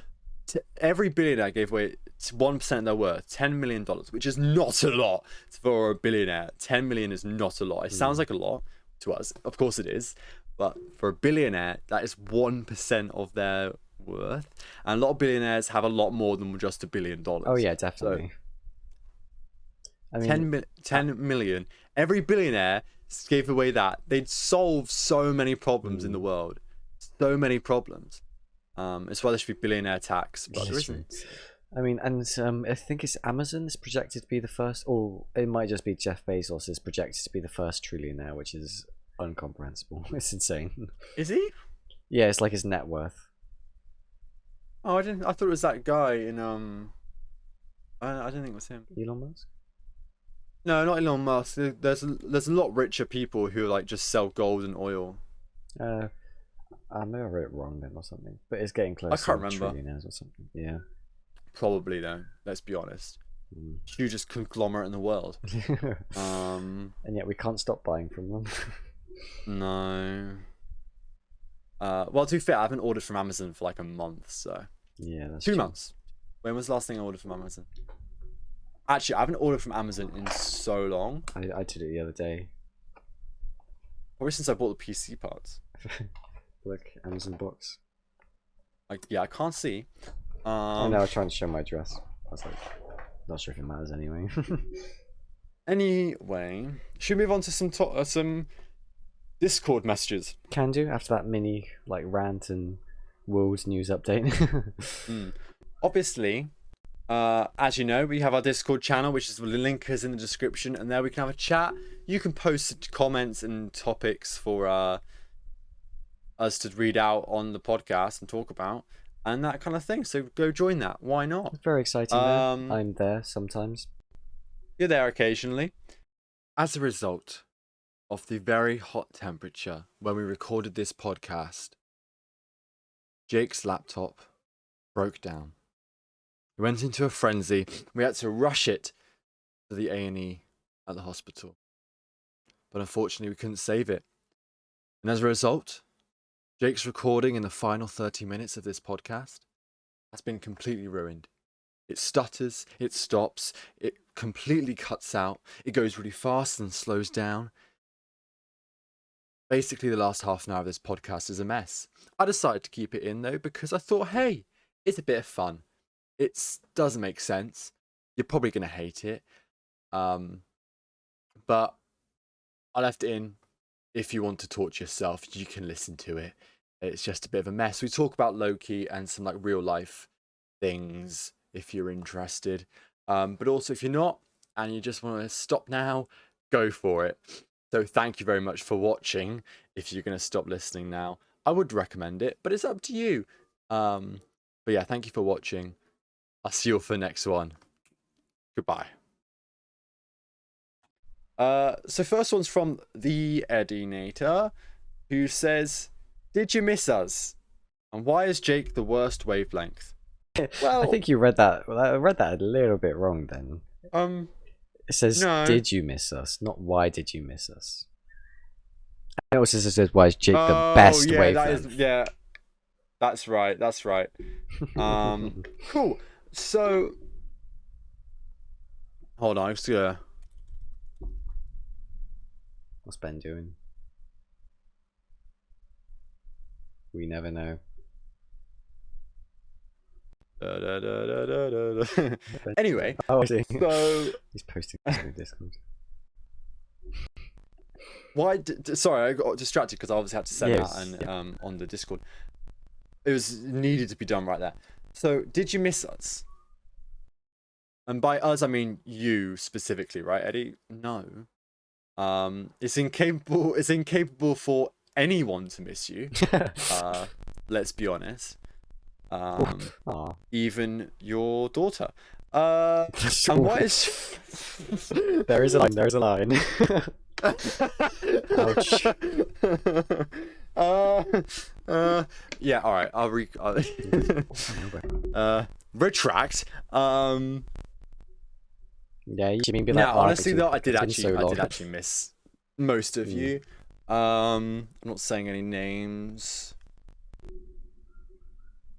I actually have missed doing the podcast like a lot. Like it's been sad month, like over a month not being able to do it with everything. But I've missed streaming and I miss like just chatting with everyone and on the Discord. Like, I've been so inactive on the Discord and Twitter. It's been weird. It's been kind of nice to get away from it for a little bit and just focus on a bit like social media cleansing almost. Yeah, it actually has been, and just focus on like real life, like my show and chatting my real life friends, which has been really nice. Friends in real life, literally. Yes, Jay. Like it's been like weird, like hanging out with them every single day for like 2 months. It's been mad, and then honestly. Not seeing them for like ages now, potentially. Don't remind me. I'm actually quite sad. But I'm gonna talk about it in a bit. So, yeah. I did miss it. Okay, and why is Jake the worst wavelength? I mean, Jake, you might want to talk about that. Why that is the question. Is it because I know the most about wavelengths? Because of physics? Who knows? Because I do all the work, and for every stream, that's why I'm the best. After this call, who's editing this podcast together? Because you want to just finish college in free time. So, I'm editing it, or are you? Are you at college right now? No, but I'm working like 9 to... Oh, mate, you're working? Oh, I'll tell you what. Never mind. I have 2 jobs. He's working right now. He's there in his break room. I wish this was my break room. I'm messing. I am messing. I don't mind. I actually quite like editing podcasts. It's quite nice. I bet it's quite soothing. I'm not sure. I was gonna say you could listen to podcasts while doing it, because obviously it's one of those things. But it's like, would that be a bit confusing? Yeah, 2 audios listening at the same time. Honestly, I probably just put a True Gamer podcast on. It's filth anyway. Doesn't matter. Doesn't matter if you don't listen to it, as long as it's like white noise. Exactly. Do you want to read the next question? Sure. How's the college experience for you both? Will either of you miss it? And are you excited for the future? Go on, Yuki. Do you want to go down first, Jake? Okay, so my college experience was strange almost. It felt like it flew by, 'cause it's only 2 years. For those who don't know, I did A-levels. I did maths, physics, and computer science. I finished it now. I finished it like a couple of months, 2 months ago. I don't know, but obviously it was weird with COVID.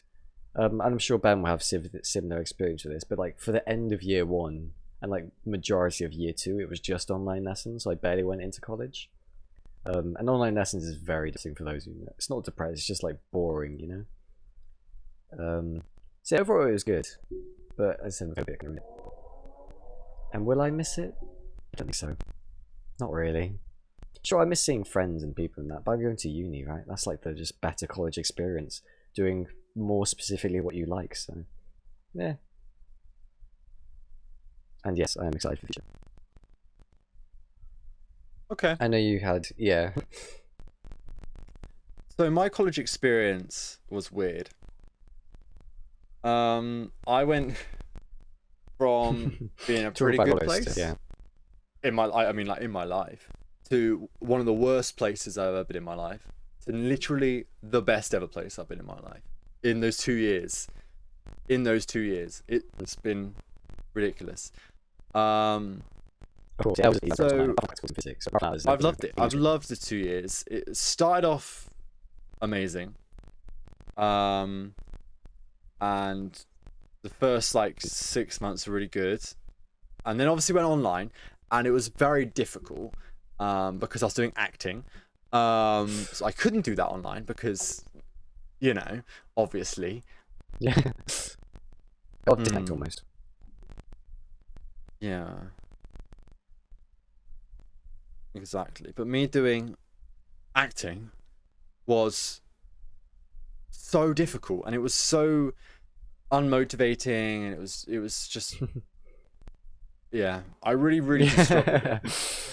Yeah. And I went Okay, back you can and say stuff like it that, then. and it was like great. And then it felt weird going back because we kind of didn't really, like, with the people in our course, we didn't really hang out, obviously, because we couldn't, because we were at home.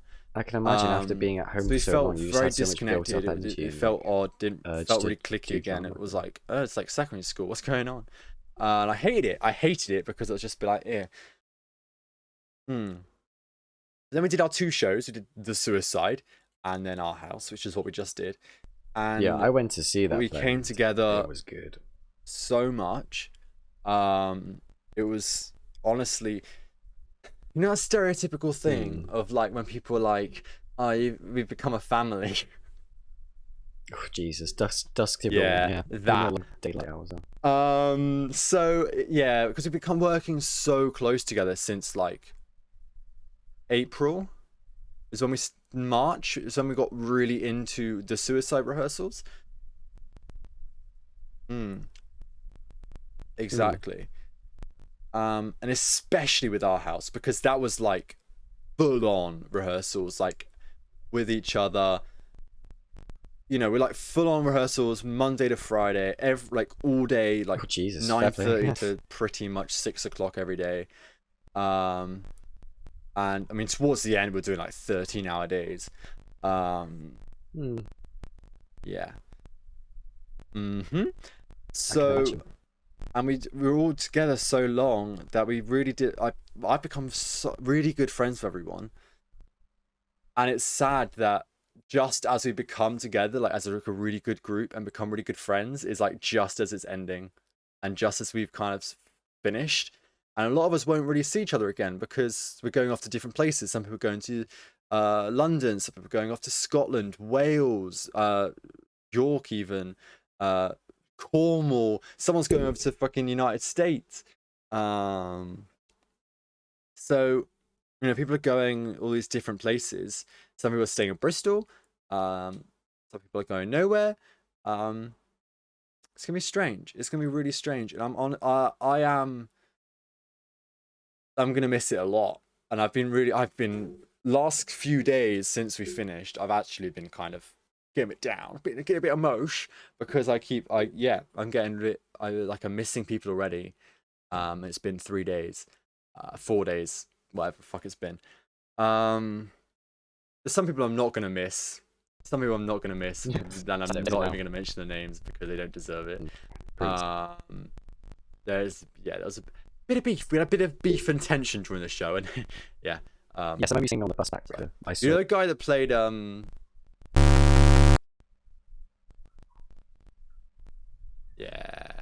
yeah, we hate him, so it's all good. That guy. But anyway,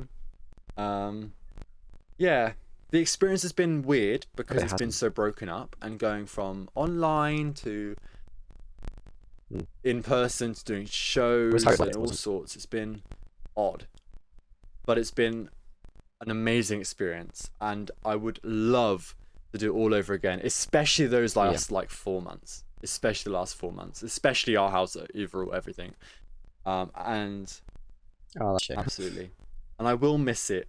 I'll miss it so much, and yeah, that Saturday night, I don't really know if I talked to you about this, but Saturday night, obviously, it was closing night. We did the show, and then we all went out. Good, yeah. We Especially went out. in this heat at the moment, it doesn't get cold. Like one person didn't come. They couldn't. It's perfect. Yeah. So it was like the whole cast. We all went out, and we just went out to College Green, which is a field near in centre Bristol, and we just went to Tesco, bought a bunch of drinks and stuff, and we just stayed there pretty much all night. No, it did not. It was like 19 degrees at lowest. It was weird. And we're all drunk, so we wouldn't have felt the cold anyway. Warmed but by yeah, the drink. most of us stayed there all night. Like, it was like, all right, I can go home now at 11:45, which is the last bus, or I can wait till 8 a.m. when the first bus is on Sunday morning. I'll wait till 8 a.m. So that's what I did. Oh, Stayed out all night, and it was an amazing way to end like our college and show and everything like that. And that does sound great. Yeah. Honestly, yeah, got a bit pissed. Did some things the first time, which I don't know if I can say on YouTube. So yeah, it was really good. No, it was really picking out suits today, weren't you? It was really good. I don't know. And then next week we've got our prom, which I'm really excited for. Oh, I bet emotional. I got my little blazer. It's in my wardrobe. It's cool. And yeah, I'm really looking forward to the prom next week and saying goodbye to everyone. Sort of excited feeling. And doing that. And to answer, it will be emotional. It's gonna be so weird. Course. And to answer the next part of your question, are you excited for the future? I don't know. I don't know what I'm doing next year. I'm just I've been trying to get on a course because I don't want to do anything. I don't want to do nothing next year. I've changed my mind. I was like, honestly, I'm happy with like a year of doing nothing and just chilling and trying to get some experience and doing this thing. I was like, it'll be fine. But honestly, after doing the show, I'm like, I don't know if I can do a whole year of not doing any acting and just not being with people. Like, you know what I mean? Like, the thing is, I like being with people. I like, going out and hanging out with people and meeting people and being friends and that kind of thing. It's just who I am. So like, it's why I like streaming, honestly, because I'm like talking to people and that. So like, I was thinking about it. I'm like, I don't know if I can go a year of not having an outlet to meet people and to hang out with people every day and that kind of thing. And also not to be able to act anymore. I was like, I don't want to go a year of potentially not doing any acting. So I'm trying to get myself on a little course that I can do in Bristol. So I won't have to move out. I can stay at home. God, imagine right? But do something, like a foundation course. Even if it's just a lot of stuff I've already done. But like, it's just something, you know what I mean, to do. Sense, yeah. Yeah, that's what I want. And then re-audition for like your drama schools again and hopefully get into a proper university next year. Which is I'm unsure, and I'm just a bit worried and a bit anxious that I'm next year is going to be difficult for me if I don't get into a course. It's just because a lot of my friends are moving. Well, most of them are moving away and that kind of thing. It's like, okay. But yeah, what about you? I'm excited but like nervous for the future. I mean, I was going to go to like a university which is like 4 or 5 hours north. But then I did better than I thought I did, so now I'm just going to Bath, which is only like half an hour drive up north. So I'm not moving far away or anything like that. But it's still like exciting almost. Oh, I thought you were still going to York. Yeah, 100%. You're living in Bath, yeah? There's no buses from here to Bath. I have to catch the train, and it's still not very close. Yeah, there is a bus. Just to Bristol, two buses. It's not worth it. So accommodation in Bath, which I mean, York and Bath are very similar cities in turn. That would be, York or King's Bath or Romans. I mean, you got the Roman baths, for Christ's sake. It's a bit of like anxious, moving away, moving out, but it's also excitement, new experiences, meeting new people, like learning more about all I want to learn about. Instead of doing like physics and maths and computer science, I can just it's astrophysics. More specific, rather than much more guided. Yeah, that's what. Precisely. It's not very far away. But if you're already going to Bath, I'll have to come up and visit one day. Much nicer than York. No, it's not. I can get a train. Be fine. I know. I'll do that. I was like, York is nice, but it's far away. York is a lovely city too. So I cannot wait. Yeah, very very good. years. Fair enough then. Good then. I'm glad. Luke asked a similar question. He's like, how was the break? And I'm like, break was amazing, mate. Fucking best time of my life. Oh, that's good, isn't it? Honestly, the last 2 months have been my favourite 2 months of my life. Not like, it was incredible. Rehearsal was, the show was a lot of hard work, but hard work I loved doing.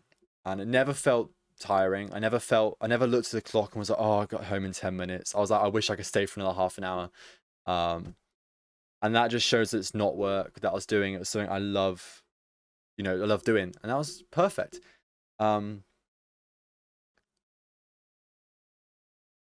Exactly. And honestly, doing this show, I've always I want to, do acting.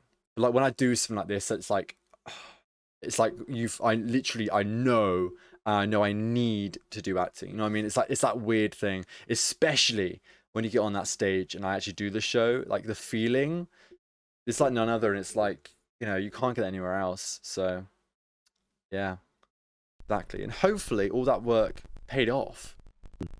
Obviously Jake watched it. Yeah. I was going to say, I was to see what's opening night Wednesday was. It was amazing. It was fantastic. Like horror set pieces, and like the singing, the acting. It was all fantastic. It was brilliant. It felt like a Broadway show, which had like a massive budget, and it was really well put together.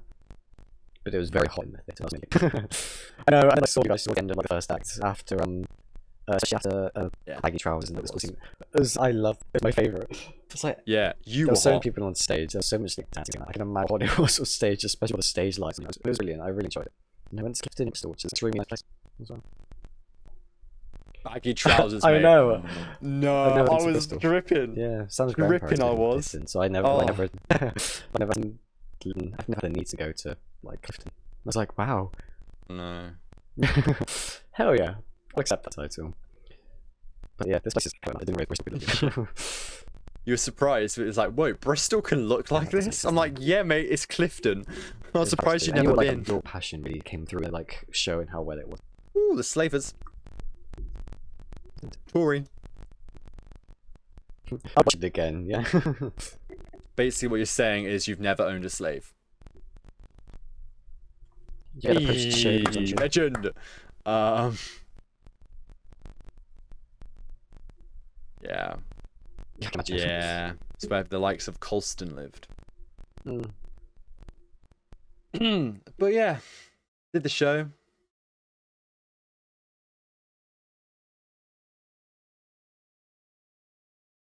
I hope so. It was 7 hours, and I literally I want to do it again. I really do, and it's so sad. Yeah. That's how it be. Oh shit, that's the thing of a show. You do it, and then it's gone after that. You can't do it again. That's the thing of live theatre. Post-show blues are mad, mate. They are mad. I never really got the chance on Sunday. I was just so tired. I never really felt it. So I stayed up all night. So it didn't kick in till like Monday. On Monday, I was like, that's it. That's college done. That's our house finished with. I never have to do those things again. That's like, it's funny because my final days of college were quite weird. We did a bunch of like in-class exams to how teachers assess a final grade precisely. See, they weren't proper exams. Grade you. The government just but they were basically just in class. And then each one of the last lessons in paper, I was like, okay, see you guys. No, we didn't get from it because we finished like COVID second wave. And we didn't have to go in for results. They just all get like online, electronic learning environment, something like that. Just like the hub, like the website. That's so weird. You got like a prom or anything like that. And you get with them. And it's like, yes, guys, never again. Yeah. Yeah, of course you make friends, but not to the extent that you do in drama, because you're constantly working with them. Whereas like A-level, like computer science, maths, and physics are very independent work. You do your own project, you do your own work. You don't really need to speak to anyone else. You make friends, but you do. I'd say. That's honestly such a shame. Yeah, I'm so introverted. Yeah, it's great. Yeah, of course, mate. I might see these people again. I mean, what were you like with your other classmates? Do you get on with them and stuff? People, so. I know. I can't wait because do uni things, little pre-uni things. Yeah. And I was talking about like freshers week and living with flatmates and how friends you become. And it's like speaking to previous past students and that. So yeah, it's brilliant. That's one of the reasons why I'm most excited. Right? Man, I'd honestly hate that. So It'd be not for very me. It's so not for me. I'm such more of an extroverted person. Yeah. Yep. That's funny. We take a break. I say we and Yeah. Uni will be way different. Uni will be a lot more collaborative.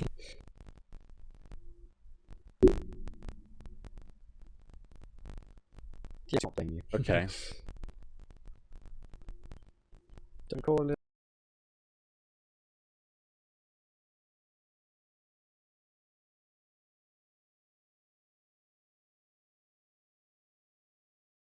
Nah, that's good, mate. I'm excited for you. I can't wait to like properly chat to you about your uni and things like that when you go.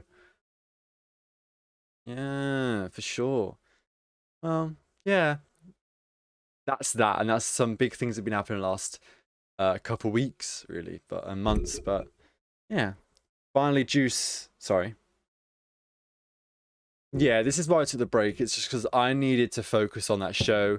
I came home at about 7:30 every night, completely drained. I was like, yeah, I need to go to sleep because I have to get up at 5:30 again tomorrow. It was like that for like 2 months. So I was like, yeah, I need to just take a back seat and focus on this and then come back strong after, which is definitely what we're doing now.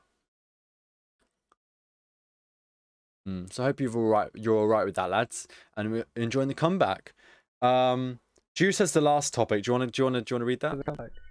Sure thing. What are your thoughts on Loki? We haven't around. So, Yeah, I know. Black I was Widow, like, this is yes. we're actually watching it tomorrow. Wait. Yeah, so Black Widow, we're actually going to be watching it tomorrow, 3:20. Exactly. Yeah, I finished work at 3, and I work Next at 3, door. like next to. Literally the cinema, same yeah. building. Literally, Um, I was like, hey, just fixing.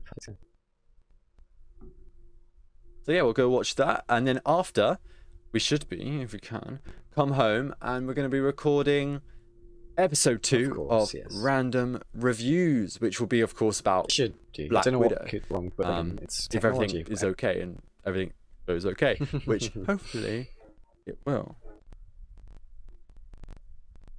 Me too. Yeah. Exactly. I mean, nothing feels It's cinema like if we Marvel go out movies. for a drink after and then we get pissed, you know what I mean? That's just a bit. Yeah, it's yeah. Yeah, Scroll down on my exactly. Instagram, you see from 2015. It's Too just many of like those 6 shots. years ago. Anyway. I never archived. So yeah, Just Black from Widow, me from that's happening 2014, tomorrow. 7 years Alright? ago. And I can't wait to watch it. I'm actually really looking forward to it. My hair, you know. Loki, however. Just look at it flat down from the click here. You put pencils in it. So That's right. And we always go to the Marvel I've films been together since Yeah. like I'm not- Age of Ultron. I'm not Instagram, Reddit. I remember being. How do I go for my birthday? Yeah. Oh yeah, I can tell I'm just not getting back from those 12 years old. Don't do that. Do not find his Instagram and do that. Do not. Jake, why have you not deleted those yet? What is going on with your Instagram? I deleted everything pre puberty. I was like, nah, that's going. I haven't changed his name, as you can tell. No, Jake, I'm literally looking I at your know Instagram exactly what right you're now. talking I about. don't care. That was for like it was like art in 4 GCSE, and I've got a C on that. I thought it was a really good drawing. It's This really guy not. has not deleted anything. That was from the 3rd. Oh, Yeah. I forgot about. I'm showing because I had a the green photo right now. jacket. That's from like because we were. Oh god, I completely forgot about Scouts and Explorers. Oh, people and follow my Instagram. It's brilliant. It's like. Oh my god, this is incredible. I would do. Oh, yeah. it was the quad biking. Probably what nickname come from? Is it long term? Is he good jumping or something? Waiting for school. It's my birthday. I'm final do miss 12. those, like, Jake, do you're miss the fun final scouting. 12. It's another time. No worries. Yeah, Jakey Lander. It's cold and I have to walk. Oh my god. Oh my god, it's Ben Thomas. It was the social. What's the social club? Yeah, that sounds about right. You took club, a photo that with was Ben Thomas going waiting for Spanish. Do you remember that? Outside. Yeah, when buried in Born. You put outside, it's so cold. Jay, you got a thing with cold weather, eh? Yeah, because obviously my last name's Land. Oh mate. I did read to do my reviews. Jay, you made a thing. looks like a coat of arms, and you put I know, comment it's if you quite think small. that I'm like, it's good, see you, or you're 11. say if it's not. 29 weeks And- ago. It's Oh. Mm. Oh my god. Oh my god. And one of our friends, obviously I won't say her name, but one of our friends wrote, "That's good, Frog Boy. Remember Frog Boy?" That is a throwback, mate. Back in the day, we used to call Jake Frog Boy. Jake, can you please make your nickname on Discord Frog Boy? And make your PFP a frog. Can you please do that? Just for like a week. Your PFP a frog and your nickname Frog Boy. Just to like see if anyone like, you know. Exactly. Oh, exactly. Oh my god, I love it. You made another post of making meatballs. I miss it, mate. I really miss it. Oh my god, at the pier? At the pier? Mate, is this at the pier when I met my first girlfriend?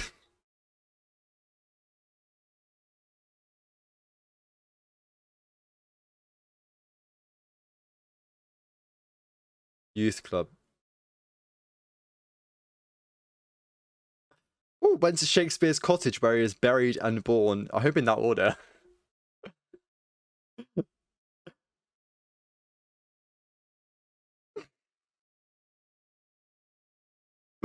Jake, you post a photo of a shop that's called Lands and wrote, "Oh my god, it's my last name. The shop is named after my lol."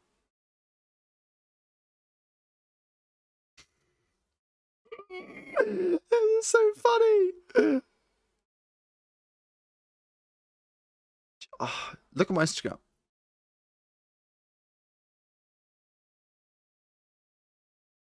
I deleted everything pre-2016.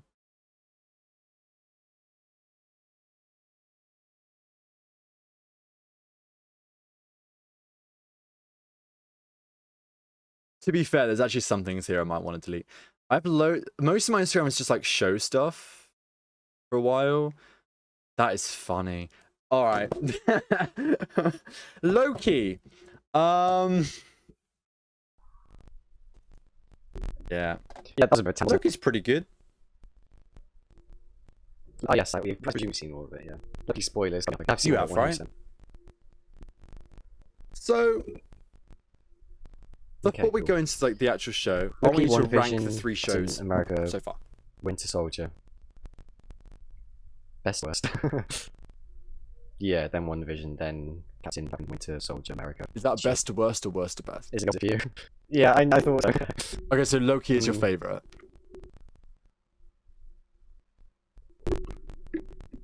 Yeah. You know something really interesting? Mine is the complete opposite. No. That is mad. So yeah, for me, Falcon and Soldier, my favorite. Then WandaVision, then Loki. That all 3 are amazing and very, very good shows. I just don't like Loki as much. It's decent, but I feel like Loki has a lot of ups and downs. It's not very consistent. It got really good towards the end, but the start was a bit and the middle was a bit bad. Yeah, to be fair, the episode when they just So filler. That was a bit shit, but So filler. I enjoy it. I think I just like looking at Tom character. Loki is great, and Tom Hiddleston is amazing at playing Loki, and so is the chick that plays the have you seen the chick. TV show Friday Night Dear on What's her Channel name? 4? No, she's like a side character in that show. No. Yeah, it's insane. Like, it's like it's like the equivalent. It's like a little bit less than really? In-Betweeners in terms of popularity. Yeah, yeah, that's true. Yeah, it's like this tiny show. Now she's in like a Marvel. Now she's in the MCU basically. Yeah, I have heard of it. It's got the same guy from In-Betweeners, doesn't it? Oh no, is it a strong female sort of Love that. time traveler-ish? Anyway, but yeah, she's good. She does remind me of the 13th Doctor, and that's a bit unnerving. I haven't. Yeah. But no. Sylvia. No. I don't know what I think it's just the accent. Her voice is just so similar to Jodie Whittaker. It's really annoying. Actually, that was that's so set up. Basically, we can really boom it would. You know, it's fine. She is great though, and she's really good as Lady Loki or whatever her name is. I can't remember her name. Fantastic. Sylvie, that's it. She is very good as Sylvie, and hopefully see her more. Season 2. Yeah. Exactly. I mean, the big thing about Loki is we now have a multiverse of madness.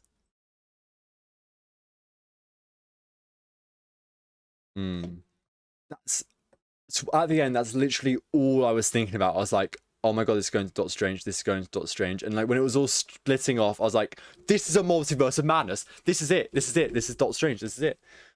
I'm so excited. I honestly can't wait for Doctor Strange 2. It's going to be great. And season 2 of Loki. Yeah. But overall, the show was good. It was good. You had great and you had masterpiece, which was WandaVision and Falcon, and now you have good.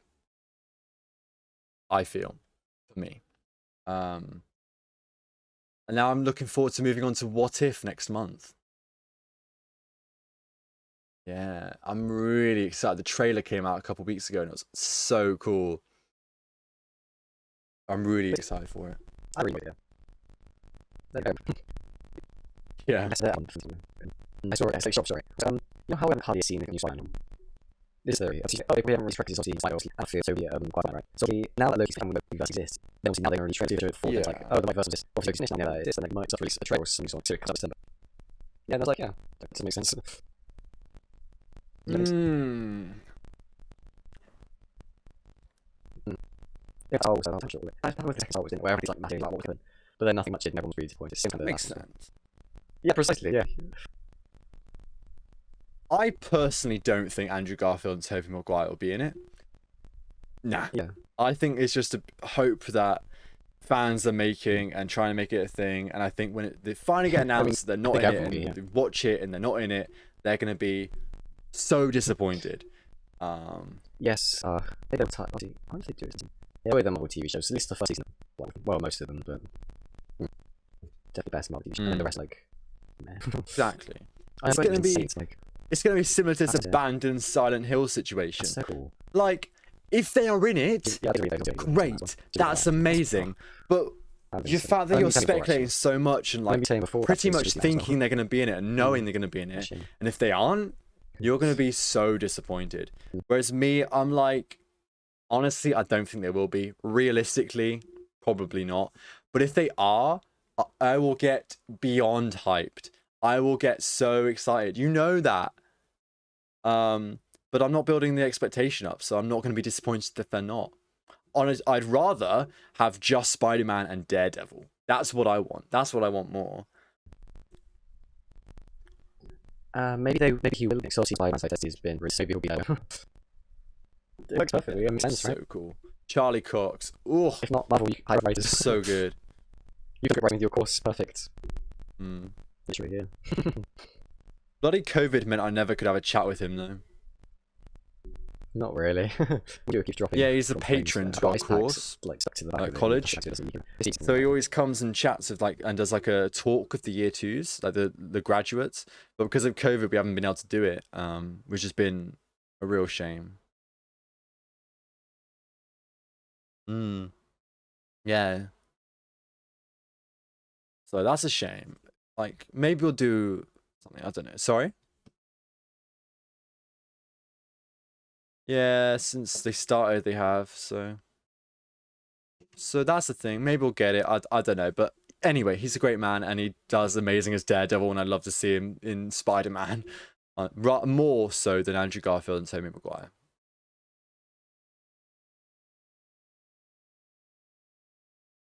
Exactly, that's literally what I was thinking. It would be so cool, wouldn't it? Oh my god. I can't wait for this film. Put me in the writer's room. Yeah. I'm down. I'm basically professional. That is funny. Oh my god. Anyway, is there anything you want to talk about on this very hot day? I'm sure we'll be fine. Anyway, I reckon we'll wrap it up here then, yeah? Well, guys, It's been the first Random Wavelength podcast in over a month. Episode 13, unlucky number, shit.